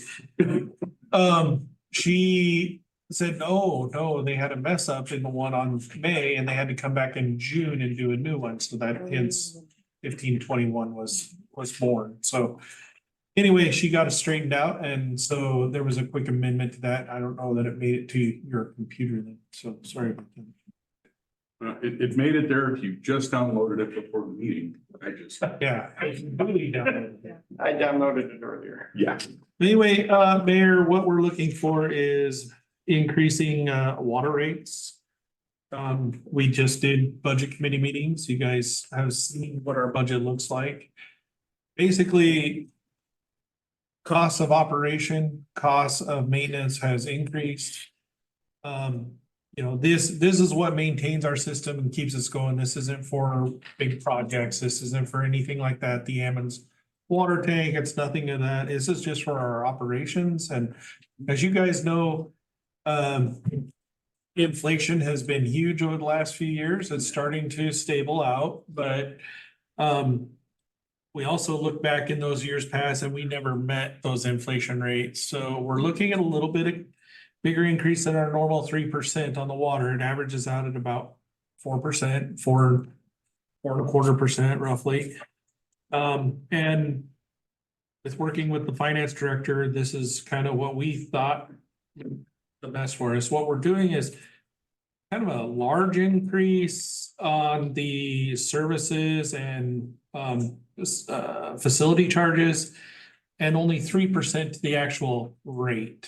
Right. Because it's the facility and the service charge where we fell behind, not so much on the actual rate. It's not so large on water, it's super. Right, no, I'm talking, yeah. Oh, yes, yeah.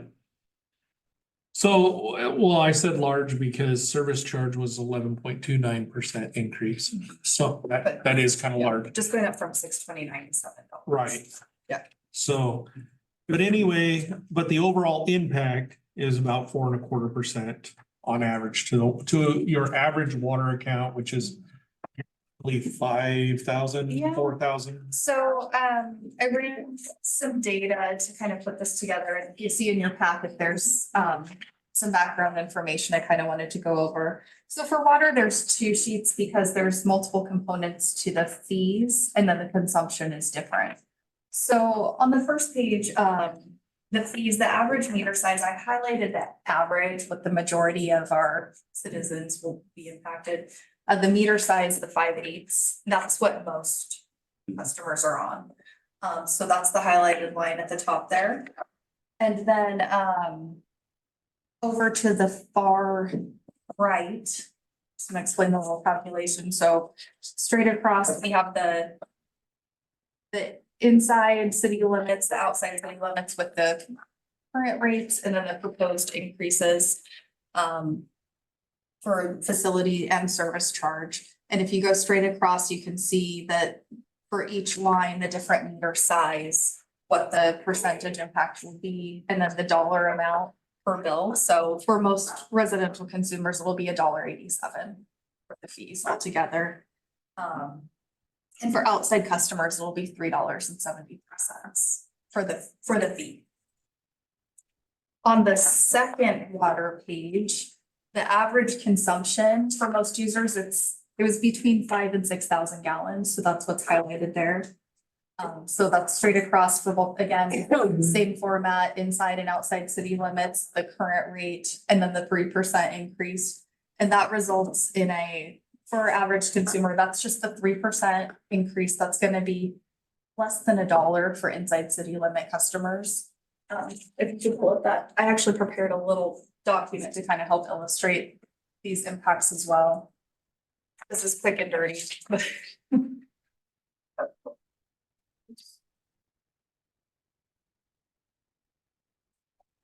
Yeah. Sorry. So for the average water bill, this is again, the service fees for the 5/8 meter. This is our average residential consumer. And then the 6,000 gallons of consumption, what the rate would be for those 6,000 gallons and then the fees, the total at the bottom there. With the rate increase, the total difference on their bill would be $2.83. That's that 4.2.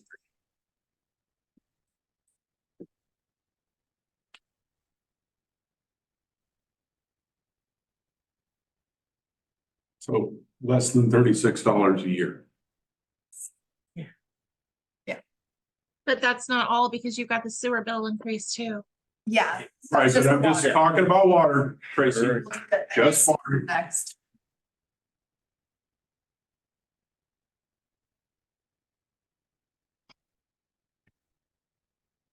So the two different resolutions then. done. Right. Yeah, Okay. it's just the water side. Got it. Questions, comments? Go Stu. Okay, as far as the fees and such on there and the increases, how does that transfer over to the commercial aspect, or is it all just based on the water? It's meter size. I know the commercial water is a little bit more expensive. Just if they have a bigger meter. If they have a bigger meter, and that's where on that first page with the facility and service fees are broken down, the meter size is listed. In descending order. Page 39. Yeah, But I got a teeny tiny meter. There we go. And so for those larger commercial industrial customers, they're gonna have the larger meters. And then there's the multiplier, which is the second column. That's what the rate is based off of. It's a multiplier of the base rate. Normal is it for communities to charge double water outside of city limits? Is that like a standard everywhere? Usually most is 1.5, but there are a few communities that do 2. And we do too? We do 2. But you usually always have a higher charge outside, but it's usually ranges from 1.5 to 2. I think we've done 2 since I came in October 15. so we've done 2 the whole time I've been here. And part of the reasoning for that was to encourage those that are contiguous with the city limits to annex in, because it would immediately drop their water rate or their water and their sewer rate if they're on sewer also. So I don't want to get off on a whole nother conversation. We're just talking about the bill increase, but just quickly, if it can be answered. If not, we can talk about it later, but so is the city prepared, like if we did annex a bunch of people in, all of a sudden our income for our water would drop and we'd in a world of hurt again, right? Would we have to raise There's rates? not that many of them. No, okay. But you also turn around and increase in property tax you collect as well. And you have to be adjacent to the city boundaries, or to the city limit boundaries to annex. Okay, Or if somebody's annexing that is adjacent, you have to be adjacent to them. So the way annexation is currently functioning in this state, you really want voluntary annexation. You want people to say, I want to enter the city limits. Because then it doesn't have to go before a vote. interesting, okay. So we never knew. I'm learning. So the people And that's why we that try to are double the water. that are in the county, Join us. not in the city limits, like 2 doors down, Mhm. they're paying twice the Mhm. water. Well, yay. You're on the right side of the street, guys. Good job, Jackie. All right. You're welcome. I appreciate But if it. they're in the urban growth boundary, they could decide they want. Hop right on in. Annex. Yeah, as far as increases and such on there, is this approximately, I don't know if you looked at it, what other municipalities are doing? I don't care.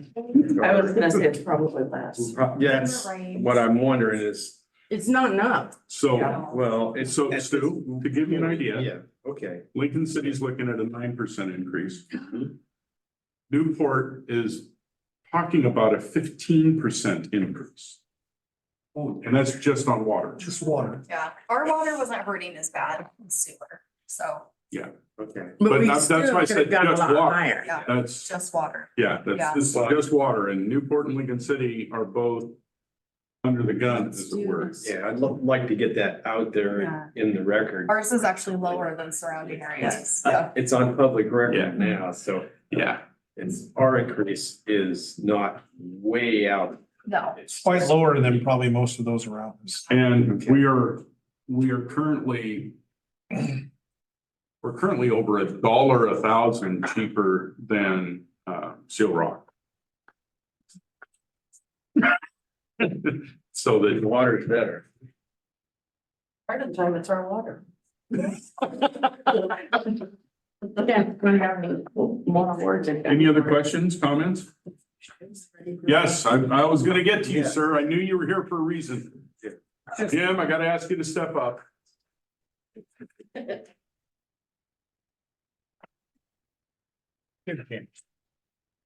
You know, the public gets an envelope from the city once a month and it always is termed the water bill. And even though it's broke down and everything else, I think, you know, as a resident of Toledo, that you need to get information out to them, what I picked up from you tonight. As why the water rates are going up. You know, people don't understand that we're falling behind. What they want to know is, what have you done to, you know, use our money? I'd like to see you take that example. I mean, if you didn't go to the budget meeting, you don't find those things out. So what do you find out? And you have to try to answer all those questions. Why my water and my sewer bill is going up? You know, inflation is one word, which could mean the price of the pipe went up. And, you know, it's. So could we put something together for this next newsletter?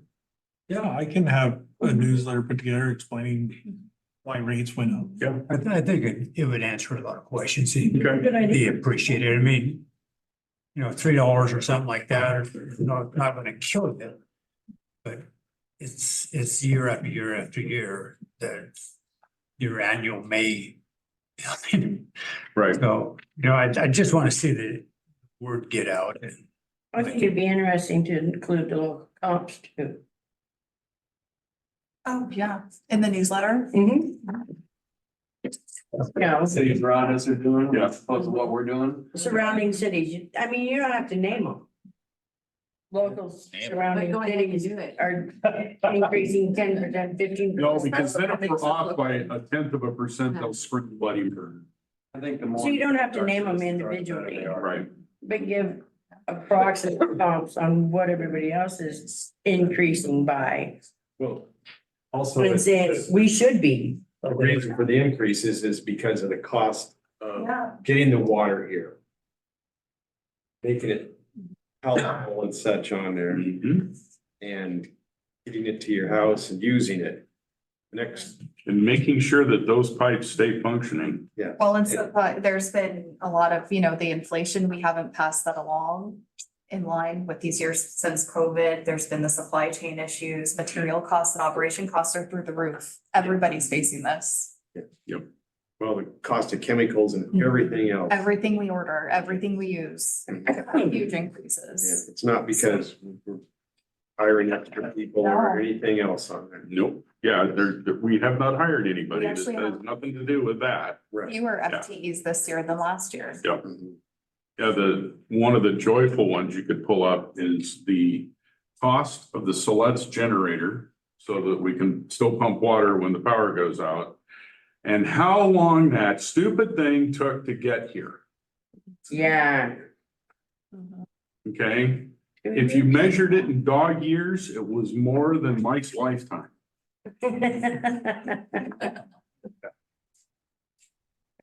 That's what the public is really wanting to hear, is that it's going for that. Yeah. Anything else? Right, I would entertain a motion.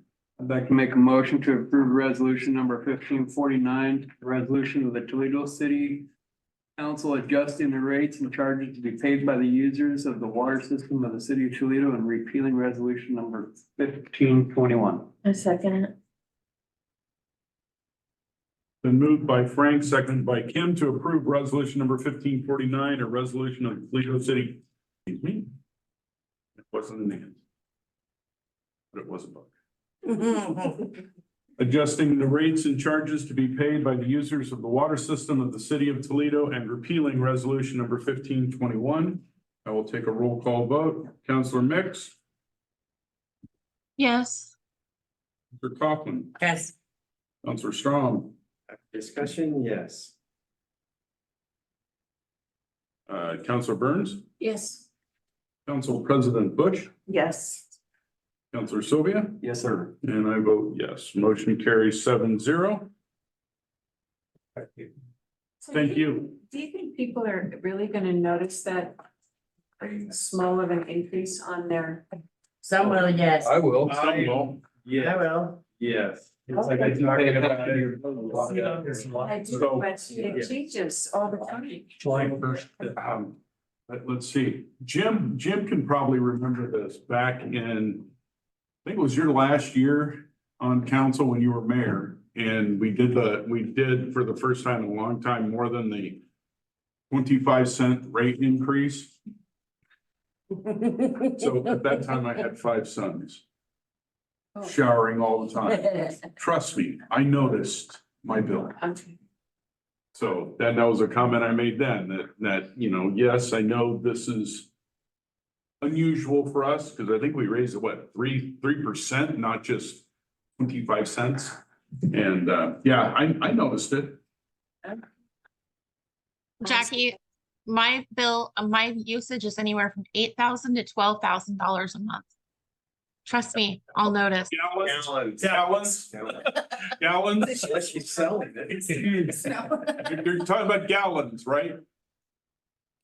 12,000, yeah. 12,000 gallons, yeah, it's usually about the highest, but. I was gonna say, I'm getting into the tax game, boy. If you can afford that. Not dollars, no, gallons.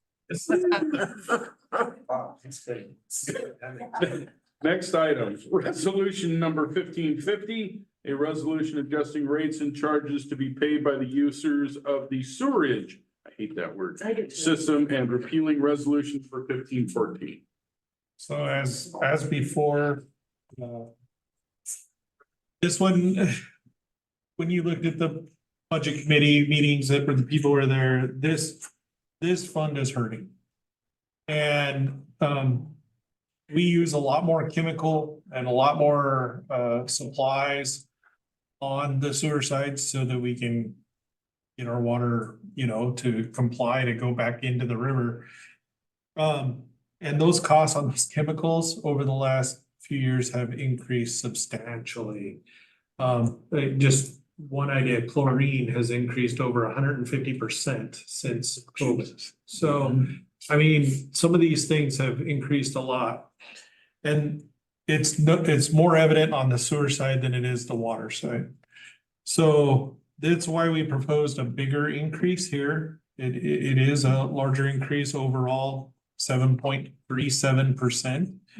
And then I'm gonna turn it over to finance here to go through the numbers. So this one's a little different than water. The larger increase you see is on the base charge, not the rate per 1,000, not the consumption. So we had a lot of catch up to do in sewer, quite a bit. And our base charge was pretty low, just going across the board, doing 3% increases isn't always equitable to catching up to what our cost of service is. I've done a lot of work in this area. And really, when you put the emphasis on the consumption, you're actually having your higher consumers subsidizing your lower consumers when it comes to maintaining the cost of the system that we're all benefiting from, which was why we increased the base charge more and left the consumption increase to the 3%. So I've, again, done a mock-up here on the supporting documentation that you have for sewer. I did highlight the average consumption for sewer, so that was between 4,000 and 5,000 gallons. So same layout as the water, inside and outside city limits, and you can see the calculation across the board. So for our average user, the base charge was $14.80. We bring that up to $20, that's where the main increase is. So that's $5.20. For the consumption, the average user of the 94.40, it goes to 97.25 with a 3% increase. And this is the impact on the sewer portion of their bill. That goes up $8.05 monthly total, which is the 7.37%. And to speak to, as what Counselor Mix said, with both bills together, water and sewer, you're looking at about a $10 increase for the average consumer per month. Per month. When you put both bills through. What's the average consumer? Define that, how do you? As far as average consumption, like Yeah, we said, average that when we say average consumer consumption. So, as like what was talked about earlier, putting out that information on the increase, you're gonna do this with the sewer as well. I'll put them together on the newsletter. Something I would suggest is giving an explanation, because I've had to explain to numerous people on how the sewer is made. Yeah, Because that's they don't understand, You and everyone else that has ever sat up here, that's what we spend a lot of time, right, Jim? For years. Comes in, water goes out. Mhm. Really? Sometimes. Brian, can you come up for a minute? Yes. It's like somebody just beat you. I thought you said brownie and I haven't entered the draft yet, so. Listen, Brett. So in the past, we've had, for lack of a better word, semi-regular, shall we say, discharges of black liquor into the system from failures on that system. The fluid line. How is that been getting better? To my knowledge, yeah, it has. I think it's been mitigated with the leak that was found on Butler Bridge Road. It was taken care of. Especially with the outfall made it into the stormwater and then the slough. Nothing has been Okay. Because found since then. okay, good, because one of the issues is that whenever that black liquor got into our wastewater system, it killed all the bacteria and we had to start over from scratch. Which costs a heck of a lot of money. So just by correcting that one thing, hopefully we can get somewhere where we're not having to restart the plant all the time. Yeah, that'd be great. No, I think Georgia Pacific's stepped it up and their containment system's been taken care of. Good. At least to my knowledge, I haven't heard any complaints or nothing coming from the wastewater treatment. Oh, well, trust me, if there had been, you would have, because I heard them. They called me. Not just your predecessor. So are we going to have to be, and I'm gonna say we're being aggressive this year with raising rates more than we More normally. so in previous. Are we going to have to do this for the next few years? Yes. Catch up? We should have done more. Yeah. I know, I guess We've that. held off too long with the rising costs for the past. And you have to 4 look years. back too, even from years back, not just a year back, but years back that they had no increases because of whatever was going on or whatever. So We always found it. unfortunately, it catches up to you at some point. Yeah. It's catching up to us. Yeah, I figure. It caught up. It did. Now we're. Now we need to. Doug's point out the cost of chemicals and whatnot has gone up some astronomical, and the wastewater treatment plant relies on those chemicals to treat it properly, so we can, process it. You can't do it without it. With the mitigation of I and things like that, though, it'll slow things down, but that's not gonna slow the increase of cost of supply and demand. But see, and I think that should be in the newsletter also, is explaining not just the price increases and cost increases that we're suffering from. But along with comparing to other local communities, we need to stress the fact that we should have raised them Yes, please. twice as much. And start leading into the fact that these raises are going to be as small as we can make them. but they are important because we are so far behind. So we could have whacked you a lot harder. We're sorry we have to whack you at all. Kind of thing. But I think. But expect to be whacked again. Cause this is nothing compared. This is nothing compared to what we were supposed to be doing. If you look at all the back past And here's the other thing. puddles of paper. Okay, here's the other thing, okay, is that if we have to do major work to our wastewater plant or our water plant, we are talking about millions upon millions of dollars to fix slash build up slash upgrade, whatever. And unfortunately, especially in the wastewater, the restrictions are getting tighter and tighter. So there is going to be down the road, more things we're gonna have to do in the wastewater side to be able to keep up with the regulation. We were told today there's going to be new regulations coming down because salmon burying streams on our wastewater discharge. So I don't know what those are gonna entail down the road for us. We've got to get ahead of the I&I issue. We let that sit for way too long, mostly because we didn't raise any rates to keep up with trying to do all the I&I that needed to be done. But we bore down the last few years and we're actually getting somewhere finally, but we're a long ways from being done. A long way. I can tell you even on the water side at the water treatment plant, our media, the filter media is coming up on end of life. Yep. And when conversing with our water plant operator, that is gonna be a $750 to $1.25 million project just to replace that media. Now, it is good for another 20 to 30 years, depending on your volumes, but we're coming up on the end of life of that. So. Can we get a grant for that? I always want a grant for things like Yeah, that. besides that, it seems like that we're gonna be looking at a different way to get rid of the solids instead of dumping them out there, and We've that, got to find, that's another issue that's gonna be coming up too. The public works director has Sorry. been working on getting. Yeah, I gotta leave. Dealers and some quotes on some of that, and it's from what. We're gonna have to look at a few different ways to look at that, so, thank you. FYI, Senator Merkley is actually trying to craft something just about what you're just talking Oh, about. nice. Because of, Asking you. See. well, we haven't received anything yet, Oh, we but will. talking with his office, one of the things that is impacting small communities all across our state is this very issue. Having to replace something that's $1 million and some odd.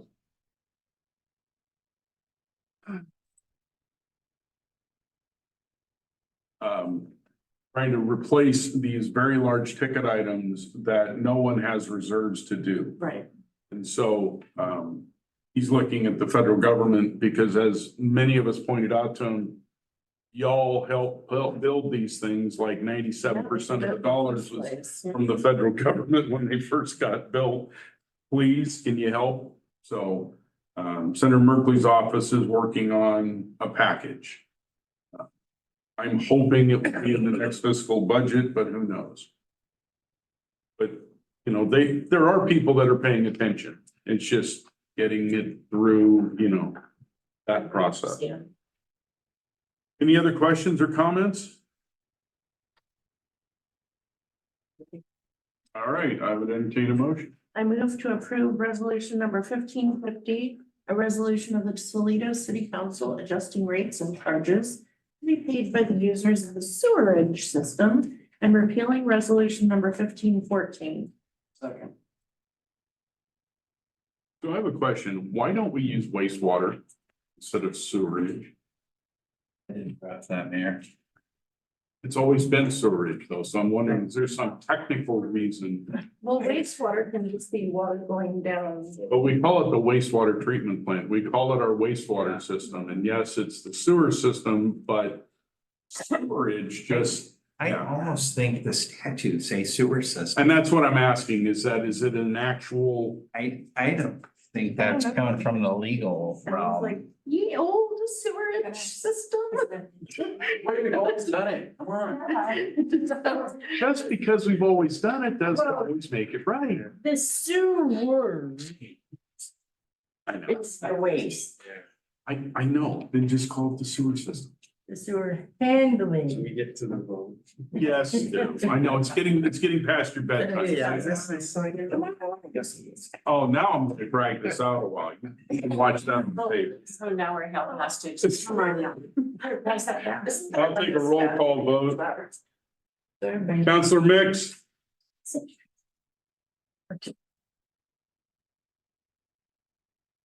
I think You're you said muted, yes. Tracy, Oh, yeah, I gotta unmute. Yeah, I guess. thank you. Counselor Kaufman, Yes. Counselor Strong, Yes. Counselor Burns, Yes. Counselor Sylvia, Yes. Council President Bush. Yes. I vote yes, motion carries 7-0. Next item, resolution number 1551, a resolution approving a grant agreement with the Department of the Oregon State Fire Marshal.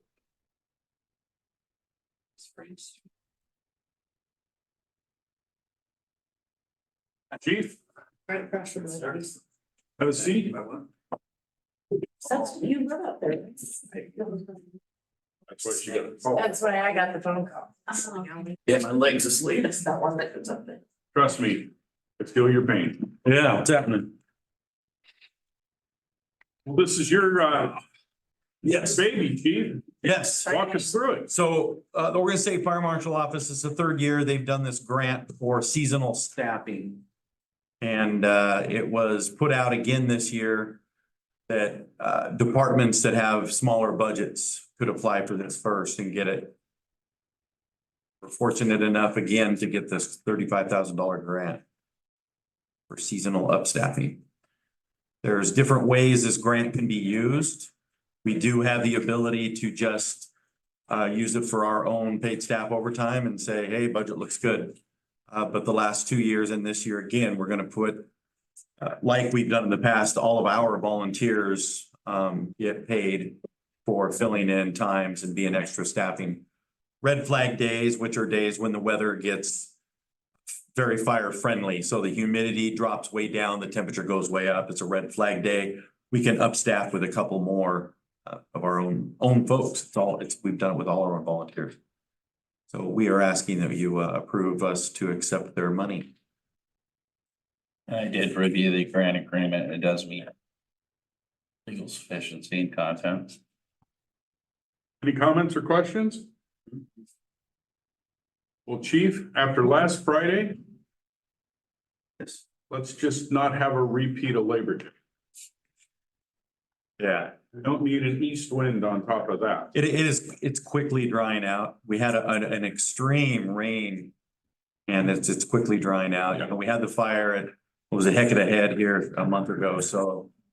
It blew out, I think, at 4 acres. And but those are typical in the early spring, you get the winter kill underneath.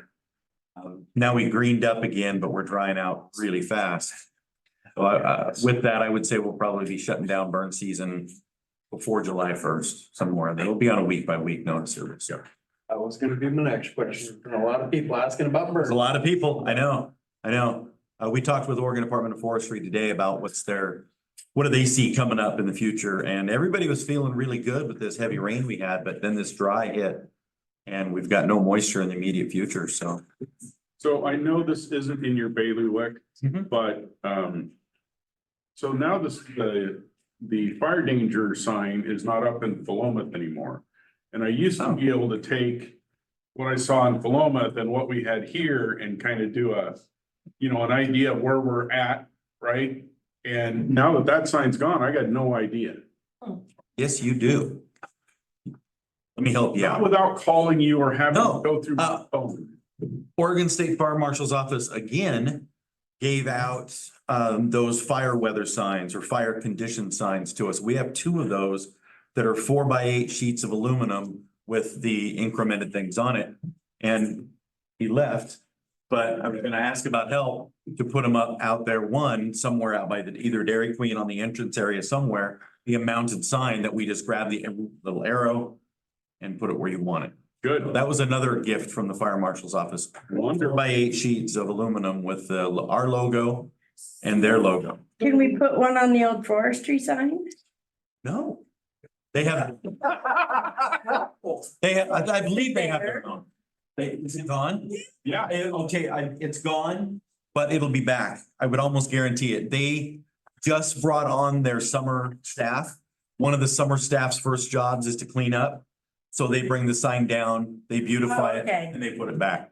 Okay. Okay, So. I thought maybe it wasn't coming back. Thank you. No. Thank you. That, You know, they're seasonal staffing. That's one of their first gigs is to clean up the winter. And paint that, clean it and put it back. So okay, thank you. it'll probably be back there. And yeah, they'll be here a couple more years and are moving to Newport, unfortunately, but Yeah, I didn't know.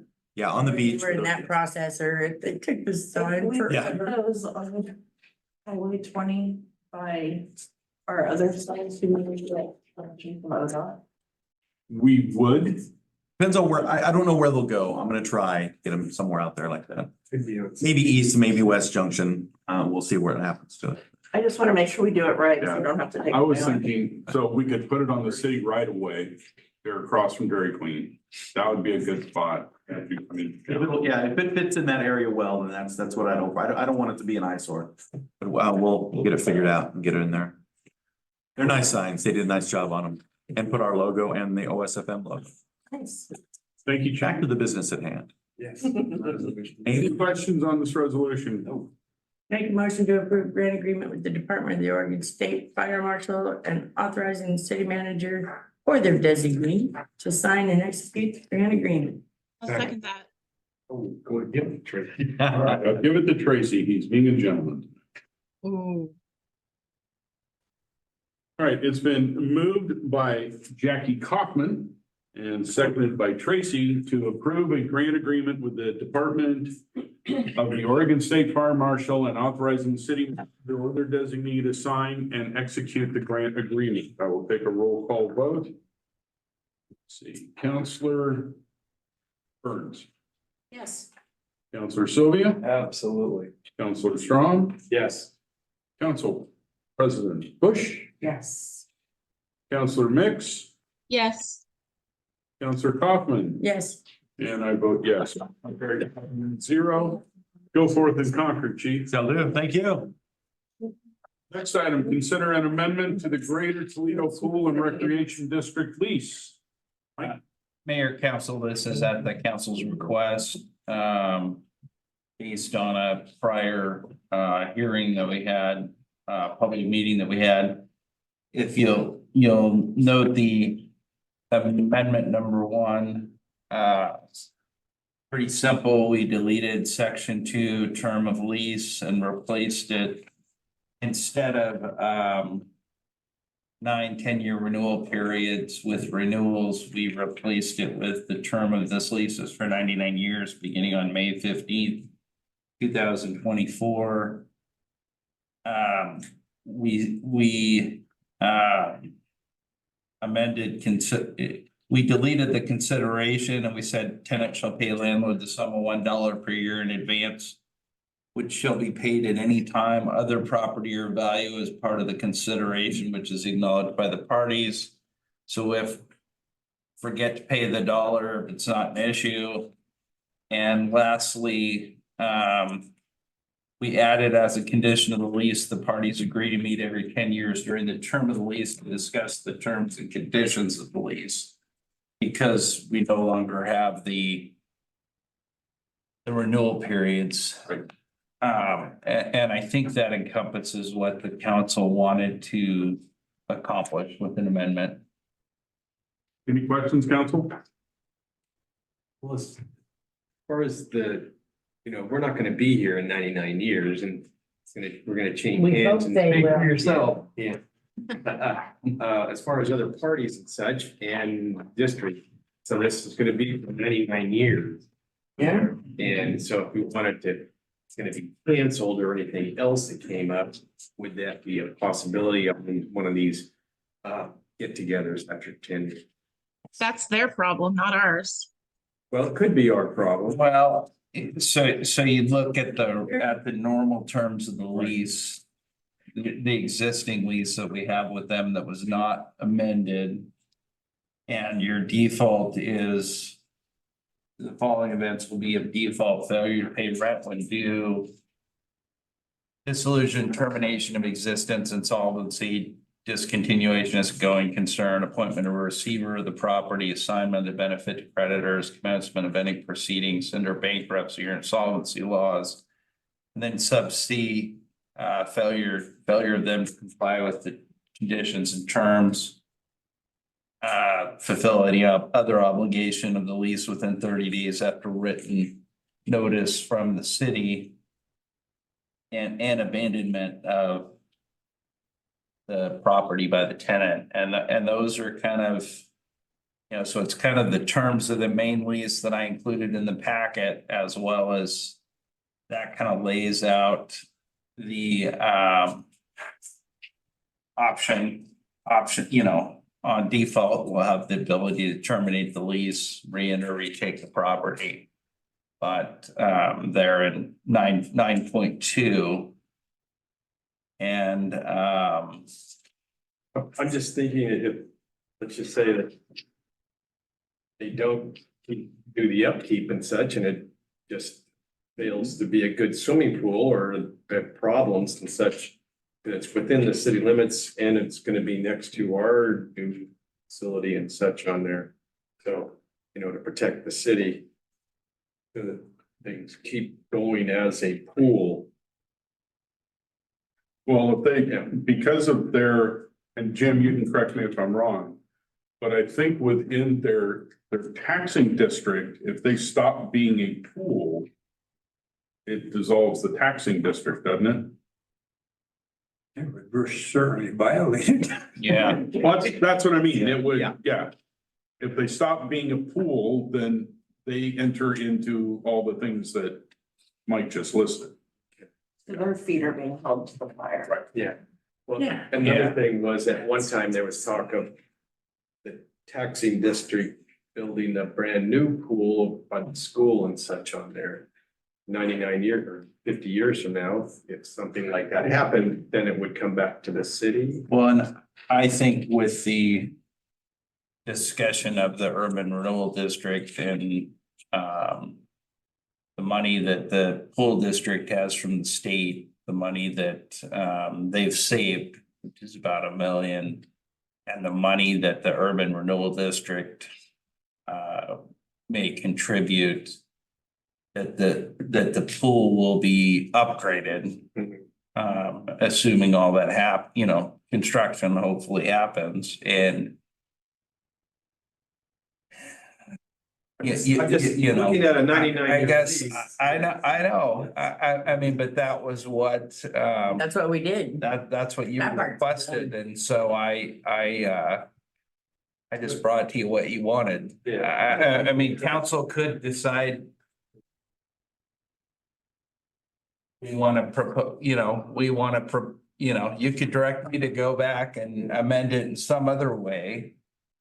And talk about it with the pool district, but this is. I understand your concern that 99 years is a long time. Yeah. Yeah. But remember, this also gives them, I'll come right to you, Jim. This gives them the certainty that they needed to go out for grants. Yeah. It does. I was gonna mention that, and one reason, I went after a lot of new board grants and we rebuilt our facilities. I remember Paul Dunn Hefner, the director, saying, Jim, I don't like leases. And I said, well, this is a 99-year lease. And he says, well, and I says, and I've got a second one that says another 99-year lease. So I said, that's 200 years old. And this nation's only 200 years. I don't want to be here. We want half-life. Our kids won't be here. Our grandkids won't be here. Hopefully the pool district will. Pool will be here. It is needed for grants, Right. I'd like to know that you have a long-term. That's why we went to 99 years. All right, any other questions? Anyone else in the audience like to comment? All right, I'd entertain a motion. I move to approve amendment number 1 to the Greater Toledo Pool and Recreation District lease. I'll second that. It's been moved by Ken, seconded by Frank to approve amendment number 1 to the Greater Toledo Pool and Recreation District lease. I will take a roll call vote. Counselor Mix, Yes. Counselor Kaufman, Yes. Counselor Strong, Yes. Counselor Burns, Yes. Counselor Sylvia, Yes. Council President Bush. Yes. And I vote yes, motion carries 7-0. Next item, consider an amendment to municipal court judge services contract. Mike? Mayor, council, the prior municipal court judge contract was 2 times a month. And when they modified that, they changed the amount for the judge. But there's a lower provision that says the compensation of a pro tem or temporary municipal court judge to be paid a flat fee of $250, which was never changed. The judge requested and staff would recommend that you approve increasing that to the $500 so that the pro tem that's filling in for the judge is, so the judge doesn't have trouble recruiting a pro tem to come and do that. And he's, the pro tems that you have are coming from Albany. Any questions, comments, council? It just seems like everybody coming in to do the job should get paid the same thing he is. It's a temporary thing. It's the same thing as us needing places here. Yep. Yeah. It's not right to not get paid the same. And it's hard to find a sub that you're only paying half as much. Right. And we have the revenues to fund it. We just need to tell the Yeah. judge we need a sub every month. No, This is the same policy by his contract limits how many times he can be gone, so that won't work. We pay 500 per month for the municipal court Right. judge. A court takes place once a month, so it would just be in our regular judge's absence, this other judge would be Gets the compensated at 500. the same rate. It'd be the same thing as if he showed up for court and was working his own court case, he'd getting paid the 500, we're still paying it. Yeah. Any comments from the audience? I think they should be paying us because our offenders are so much nicer than other people's offenders.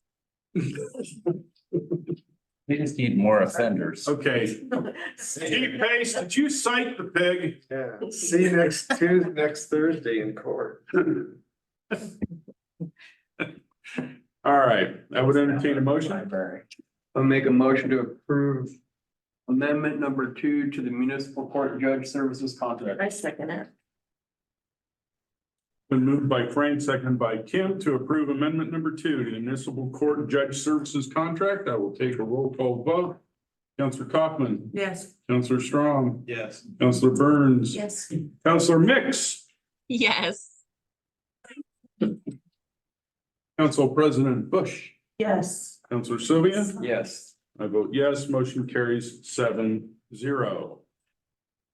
Next item, contract award Black Rock Underground LLC for phase 1A of Mill Creek raw water line replacement. Doug?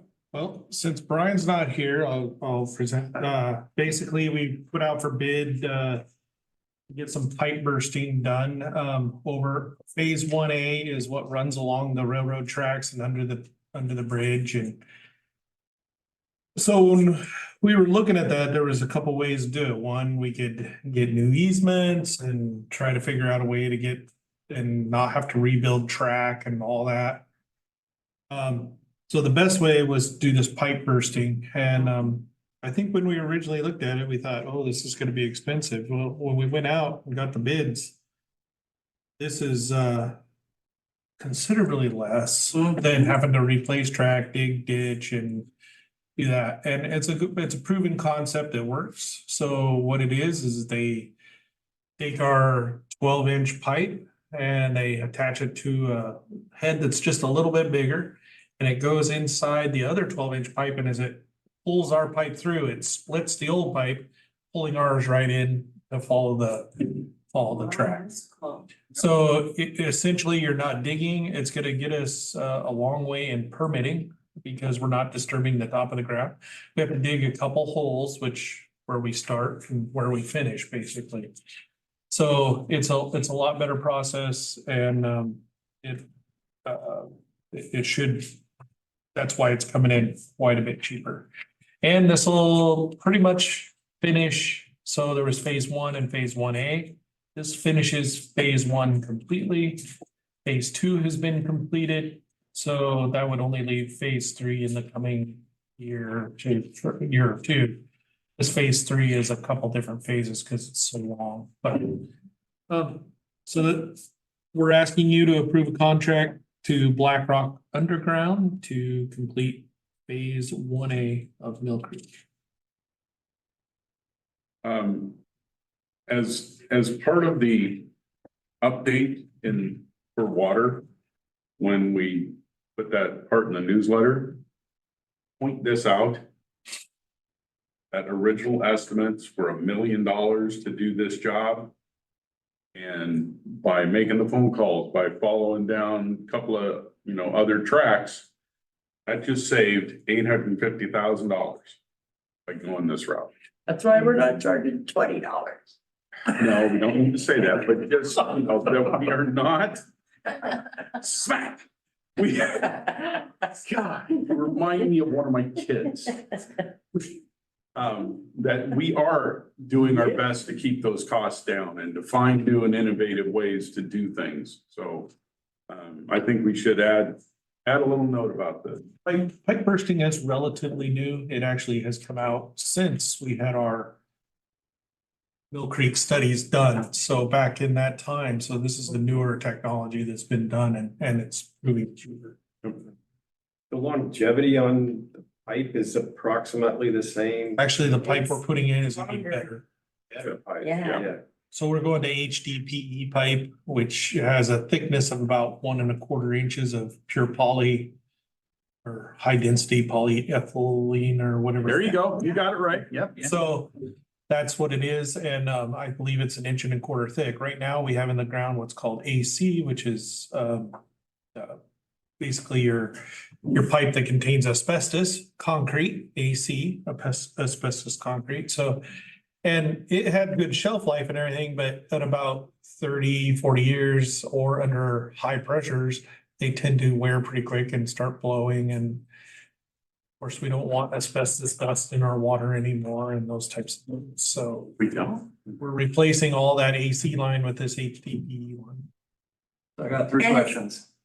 One, when they burst them pipes, because you just said asbestos, and that's gonna throw up a bunch of prickly hairs with people, that's not gonna leach asbestos into the soil and it's. No, because once it just cracks the pipe and opens it up, put it in. Will some dust leak? Probably a little bit. It's no different than if a pipe breaks like we have in the ground. Second question is, how long is this gonna take? Like, what are they quoting on Once they time get frame? going on it, we're probably looking at, I believe they said about a week of mobilization setup and then probably a week to 2 of pulling pipe. And then you got your few days on the end getting it all hooked in. Now, my other stupid question is, it says the bid is only valid for 15 days and this was done in March. Yeah, we've talked with them and we're good. Okay. Yeah, so they knew it had to come council and we were looking, so we should be good. I know Brian had looked into that. That's it for me. Jackie, did you have a question? Any other questions, council? Any comments from the audience? Oh, yeah. Anything online? No. Okay. All right, I would entertain a motion. I move to approve a contract with Blackrock Underground LLC for phase 1A of the Mill Creek Raw Water Line Project and authorize the city manager to sign and execute the contract. Second. I'll second. Now I'm giving it to Jackie. Been moved by Kim, seconded by Jackie Kaufman to approve a contract with Black Rock Underground LLC for phase 1A of the Mill Creek Raw Water Line Project and authorize the city manager to sign and execute the contract. I will take a roll call vote. Counselor Strong, Yes. Counselor Burns, Yes. Counselor Sylvia, Yes. Council President Bush, Yes. Counselor Kaufman, Yes. Counselor Mix. Yes. And fifth vote yes, motion carries 7-0. So what is phase two? Phase 2 was the first part of going, okay, it's the part of going under the river, which we've already done. No, that was phase one. Oh, phase 1 counted that. I thought it was just the. Phase two was going from Yeah. where you turn off at Oak Mountain to head up to Mill Creek, and from there up to, I can't remember the people's houses up there, but it goes right up that road about. Right before it enters the creek bed to go finish the last one. Yes. Right. Okay, so reports and comments. Harrison. Yeah, I've got a couple. Oh, that's right. Hey. Well, let me grab my papers. Got a few copies and I put one up on the board out there. Just a couple of things, but one of those things is kind of everything, because we've got our summer reading program starting up on June 1st, running through August 31st. So sign up start June 1st. Theme for 2024 is read, repeat, and we have full slate of activities and performers and events going. So that's going to all be posted. I'll have these, I'll set them right there if anyone wants to grab one on the way out. So we'll be promoting that every which way we can as we approach and as we get started. Another thing, we are getting ready for the sensory mural to go in on the exterior of the library, and that's going to start the 21st, I believe. Yeah. Oh, sorry, I will say nothing about that, except I'll say our public works staff have been at the library before opening, cleaning off the wall, getting it nice and clean, nice little chlorine smell. When nobody's, it's nice. And I'll leave the rest of that announcement for these. That's our big news. I'll keep it brief tonight. Okay. Any questions for Harrison? I have questions, but I'll have to wait for Lisa. Okay. Thank you, Harrison. Yeah. Chief Robison. Really kind of set all mine with the fire stuff, but Sure. yeah, really, that's you asked about burning and it'll be on the radio and it'll be on our site. So Okay. it's on everybody's mind. Right. Chief Pace. I actually wanted to show you something really quick. My video will work. Hold on a second. Oh. Maybe not. Oh, there we go. So Wendy was able to make these stickers here. We make those with the city logo. If you guys want to get those made for coming up National Night Out and get them ready for you guys to hand out. So that's an option for you guys if you wish. If you want more information, I can have Wendy reach out to one of you guys to give you that information.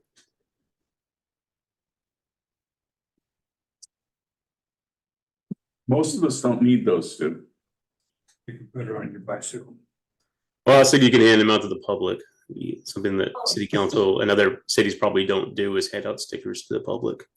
I'll tell you, Ron went and read a book about police to the baby boomers and went in his uniform so they could see a police officer up close and, not be afraid and learn about them. And he handed those stickers out at the end of class, and those kids were so excited to wear those stickers. Oh my gosh. The baby boomers.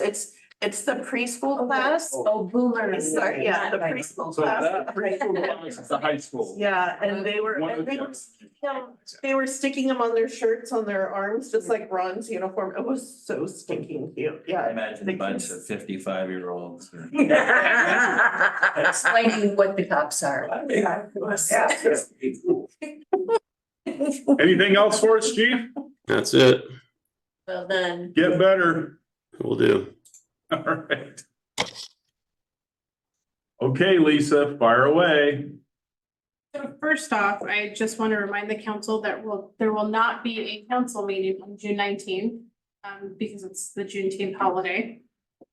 And then the LOC annual conference this year is happening October 17th through the 19th in Bend. And so I'll need to know sooner than later. I wanted to put it on your radar so that way when registration comes, I can just go ahead and get you registered. I know Counselor Sylvia wants to go, Mayor Cross. I'd like to go. I just need to look at my schedule. My classes aren't scheduled yet, so I should be able to, but. Okay. Kite season too. That's why I go the next week. And I will take care of registration and lodging and everything for anyone who plans to go. Then, the last thing, the sensory mural. So that's coming up. Our panel or muralist will arrive next week between the 21st through the 29th. And just to show you what the concept looks like, this is the final design. And so it has it's a little bend, it has an eagle, it has a little seal put. So as Harrison mentioned, Public Works was preparing the area for the mural. But it's been coming for a long time. I know when Art Toledo first started, that was one of the things that I was advocating for, so we're excited. I'm excited. So Lisa, Yes. for the benefit of the recording and for the counselors that don't know what a sensory mural is, could you give us a quick thumbnail? A sensory mural is more of a tactile mural that it has engravings, it has features, it's just a mural that you can actually touch. And versus just seeing it. And so at some point, we talked about adding an audio component to it in the future, maybe seeking, this is paid for by a grant. And so hopefully we'll get another grant to add the audio component since we have the eagle, the heron, the putt. Maybe we can add some bird sounds and stuff to it. Maybe a white tail on that eagle. Maybe. I mean, if it's an eagle, we should maybe have a white tail. And this is just a concept, so I'm sure she'll make it realistic at the very end. Any questions for Lisa? No salmon. Have there been any discussions about how we're going to address the flower bed below it so it's accessible for, say, like if somebody's visually impaired or in a wheelchair or, yeah. Yeah, there have been talks behind the scenes about how to make it accessible to people. Cool. Because it is currently uneven grounds. Yes. We're talking about making sure that it was even. Perfect. Very cool. Any other questions, council? All right, I'm excited. Andrew, Amanda? No too many of you. I know. Couple of things to share. First, June 10th and 11th, we've signed all of the management and supervisory staff up for employment law training. Wow. Get everybody up to speed on wage and hour laws, leaving laws, performance goals, coaching, discipline, documentation, all of those fun things that are required.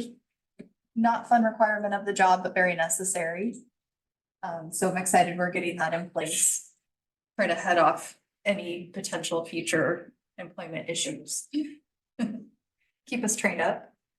And just one more piece, I do want to advise council.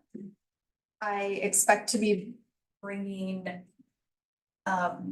water rates back to council in the future. So when doing my due diligence, looking into our rates, when coming up with the rate increases this year. I looked into the history where the multiplier came from because I'm unfamiliar with water. Learning as I go here. found out that those multipliers were set by a committee in 1988. They are based on the AWWA, American Water Works Association, which is the standard. But it appears that they have changed over decades and we have not kept up. So I have ordered materials, I'm looking into it, and I also, I was spending time visiting with Arlene to go over these where we get the information. She was showing me information she used, and it looks like our SDC multiplier is also different. So we're gonna be looking to determine what the correct multipliers are, make sure they all align, get that fixed. So as soon as we've done that analysis and determined what the correct multiplier should be for those equivalent dwelling units, we will be bringing it back to council for that correction. Cool. Any questions for Amanda? I just love all the housekeeping you're doing.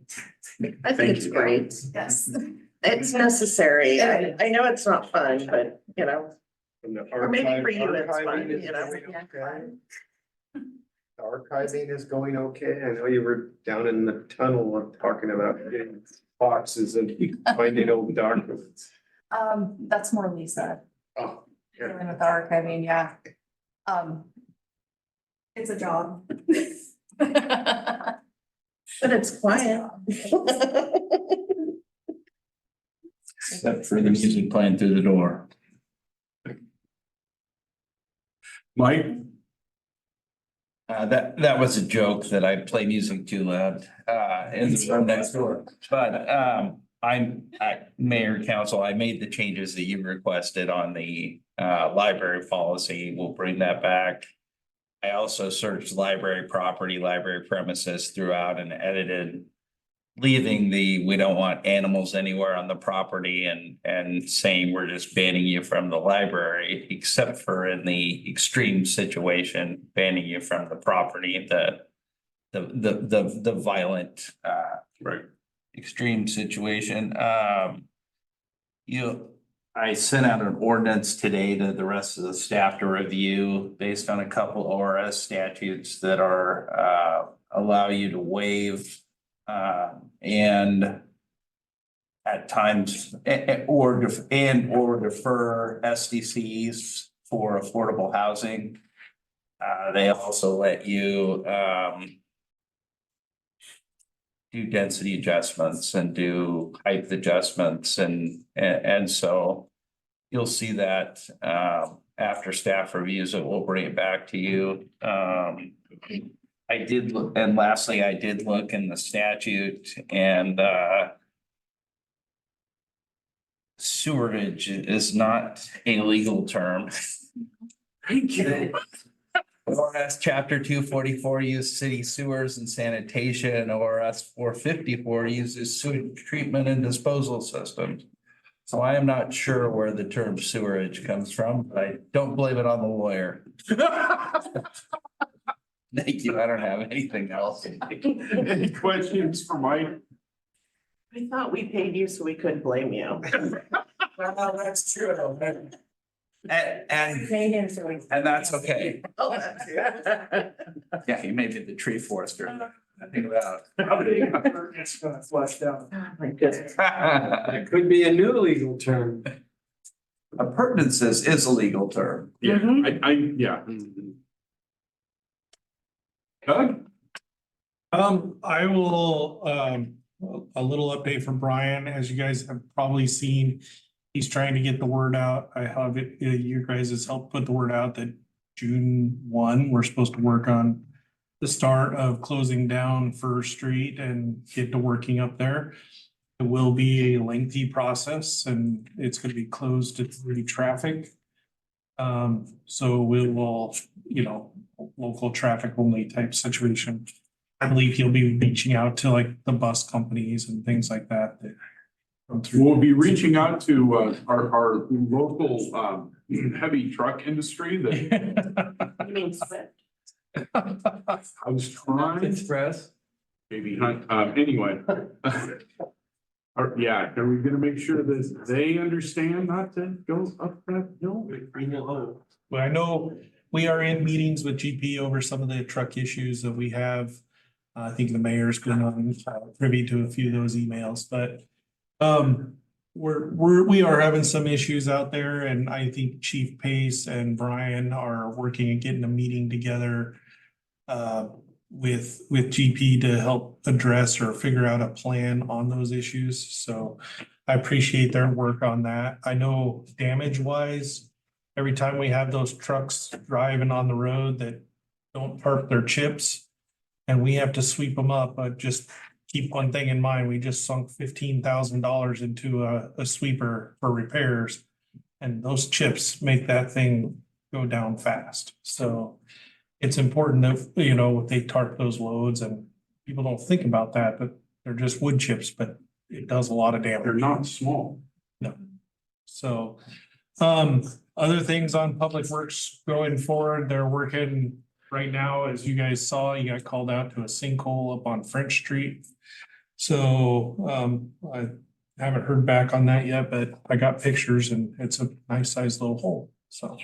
And that's the street we just replaced, right? Just did that street, so. And it was beautiful. I know, I heard. I never drove up there afterwards, but. On the other And front, most of it still is.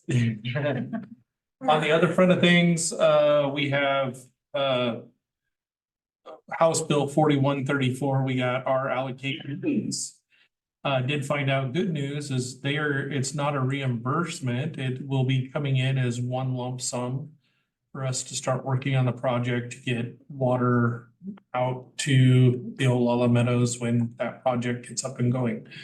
I have started looking with the engineers on doing some water modeling to see what's going to be the best way to get there, which will be covered in this grant or from the state. So we are getting that work underway, and hopefully we'll know the best approach to take.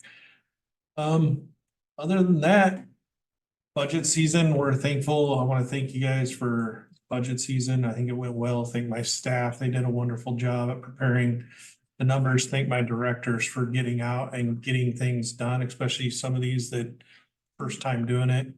Harrison stepped into a situation, did a very good job there.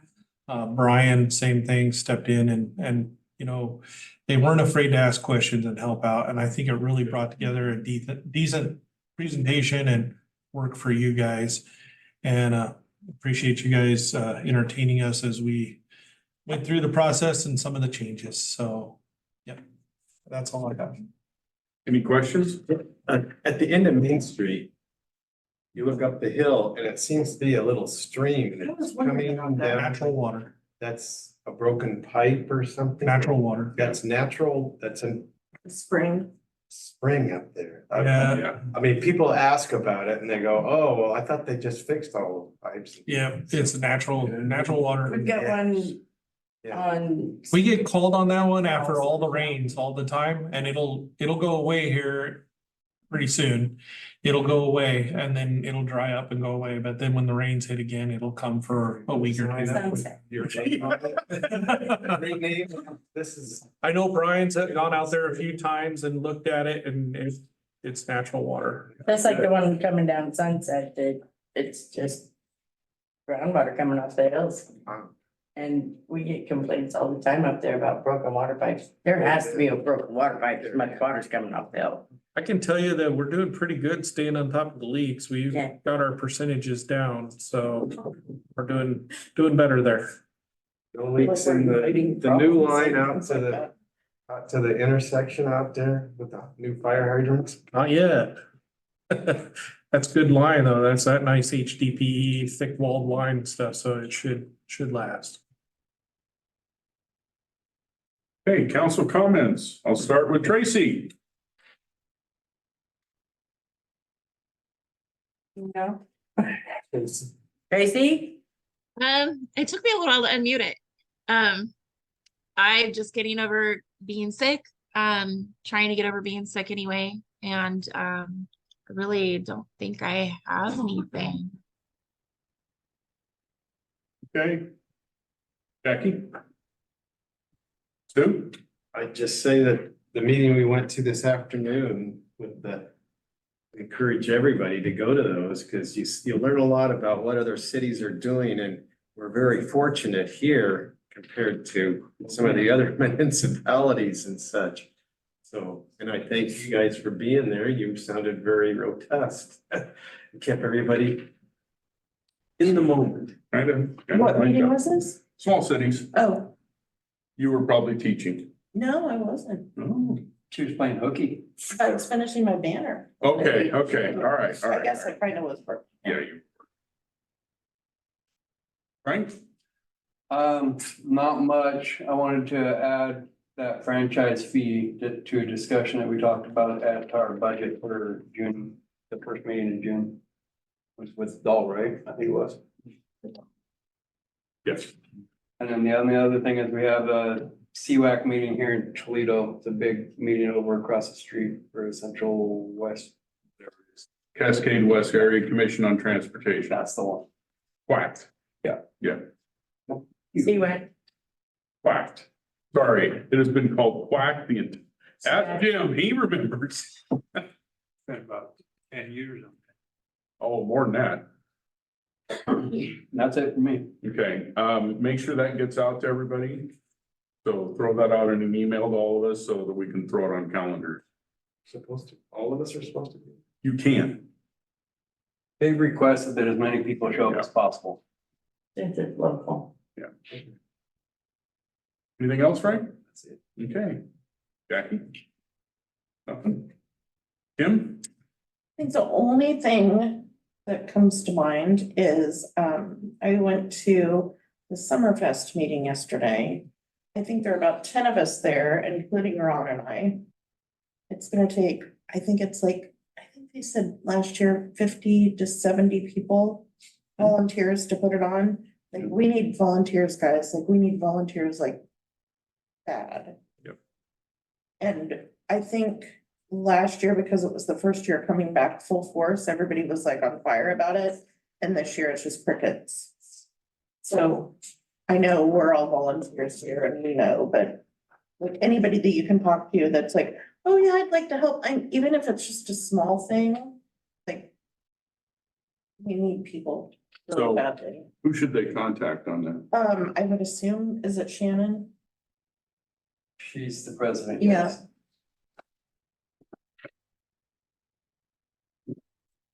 So I wonder if it would help to come up with a list of the help that's needed. I mean, I'm sure that there's, At the meetings, they talk about it, but she and her assistant sound so overwhelmed. She's like, at this point, if I throw it out there and say I need it for this thing, don't come to me and ask me what I need help with. Say, I will help you with, it's like, she's really like working full-time and handling putting on Summerfest, and they are tapped out. Like, she's like, whatever you guys can do to help lighten the load. Yeah, they're pretty overwhelmed at this point. A little concerned going forward if it stays like this, that we could see the end of it. Nobody has said that, but I just got that feeling. Well, it's the issue, not just here, but all across the And we country, in talked small about that, towns, yeah. the festivals, they are all, I mean. So one of the longstanding festivals in this state has been the Lebanon Strawberry Festival. They spent the last 2 years doing that very thing, struggling to keep going.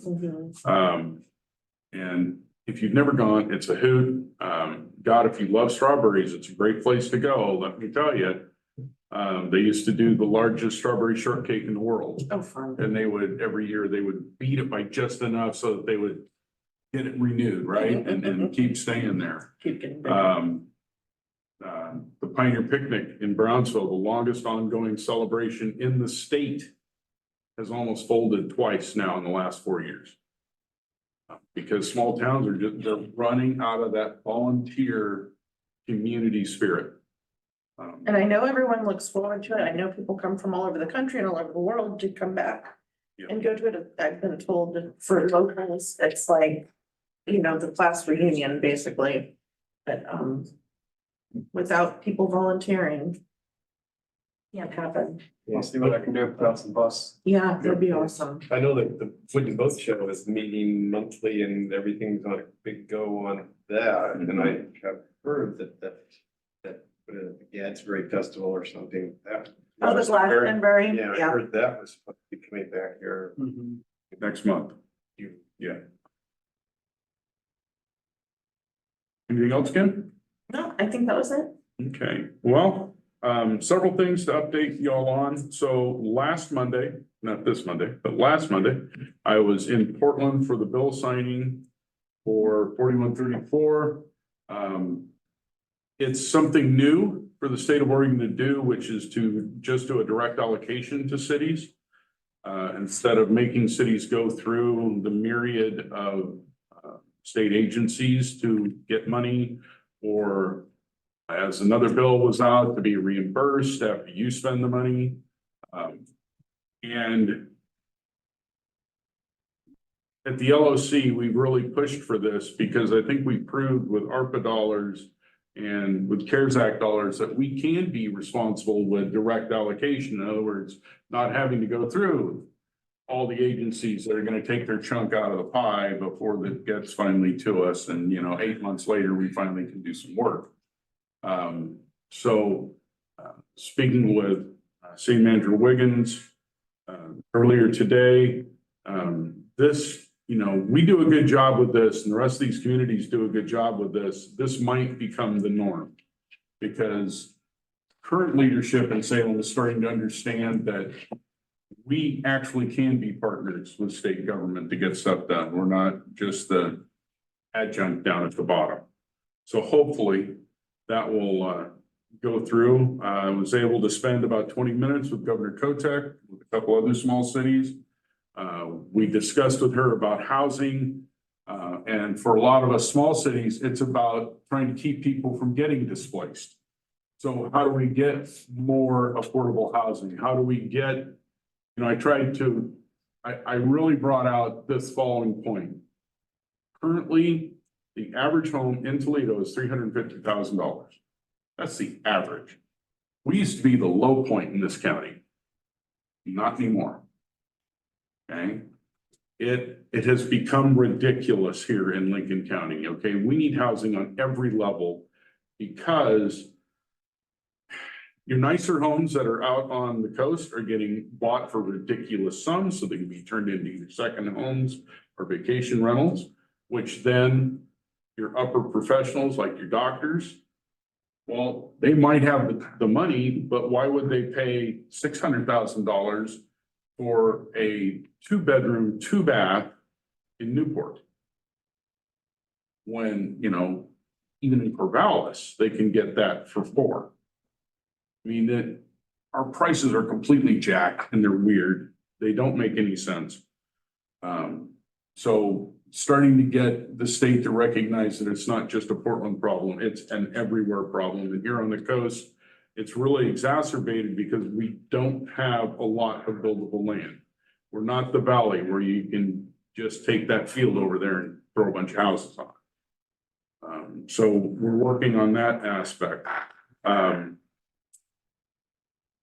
I remembered what I wanted to talk to you about earlier. I'll throw it out now. I would like us to go through a complete review of our SDC procedures, top to bottom. What SDC? System development charges. Because I think there are places that we can modify that will help spur housing development.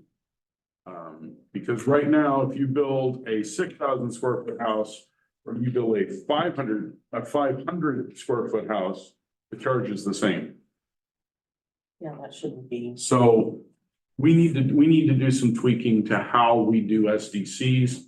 We need to, what Mike's working on, we need to have that in our SDC profile. There are just many things that have changed over the last 10 years as how the state looks at SDCs and what we can do and what we can't do that we need to actually look at and incorporate into our SDCs. Because we have, and I think that hopefully we can have the parks master plan done relatively quickly because that'll be a part of the SDCs. Because one of the things that we can charge a development charge for is for our parks. And so if we're going to try and get more residential space for, especially for younger families just starting out, it would be good if we had, up-to-date functioning parks for everybody. So there are a lot of things, there's a lot of moving wheels in SDCs. This is not gonna be a show up one meeting and we're gonna be done. This is probably gonna be 2 to 3 months of looking at different aspects of it before we all put it together. But I think it's something that we need to address. Because the SDC model that we're working on is 40 years old. And times have changed. So I think we need to work on that. I'm gonna leave you with a tidbit that I learned today. So in the United States of America, prior to the mid-2000s, the majority of all of your communications, whether it was from government or from people to people, talked about community and talked about doing things together and talked about how we all can come together and get things done and so on and so forth, right? It was about us. Starting in the mid-2000s, gee, I wonder what else exploded in the mid-2000s. That pendulum has swung dramatically to the individual side of things. How do I feel about this? What can I do about this? I'm the only one that can do anything about this. We've swung way over to, it's not a community thing anymore. It's not about us. It's not about our community working together. It's about me. And one of the reasons why my wife and I love small towns, and one of the reasons that moved us here 28 years ago, was the profound sense of community here, because that's what we both grew up with. And we wanted that for our kids. And I really believe that a part of this is on us. How well do we engage the community? How well do we get people out and doing things? Getting the message across that we are in this together, right? When we passed the water and sewerage rates earlier today, we get affected by those too, right? We're not doing this in a bubble. We're in this together. And, to make this town, to continue to make it better is what we do, but we can't do it alone. We need everybody involved. We need everybody grabbing a hold of that rope, from the 5-year-old to the 95-year-old, and making sure that we all move ahead. So in your day-to-days, talking with people, if somebody asks a question about something, give them the answer, but also say, hey, we have these opportunities in town, right? You don't have to, with Summer Festival, you don't really have to do anything with Summer Festival for 8 months a year. Right? But when that last 4 months show up, you need to be involved, right? There are a lot of things in this community that don't require 365 involvement, but they're vital to this community working together as a community. So let's try to reverse this national trend, at least here in our town. That's all I have tonight. Thank you all. And Chief, I'll join you in the limpy leg here in a moment. All right. All right. We're adjourned.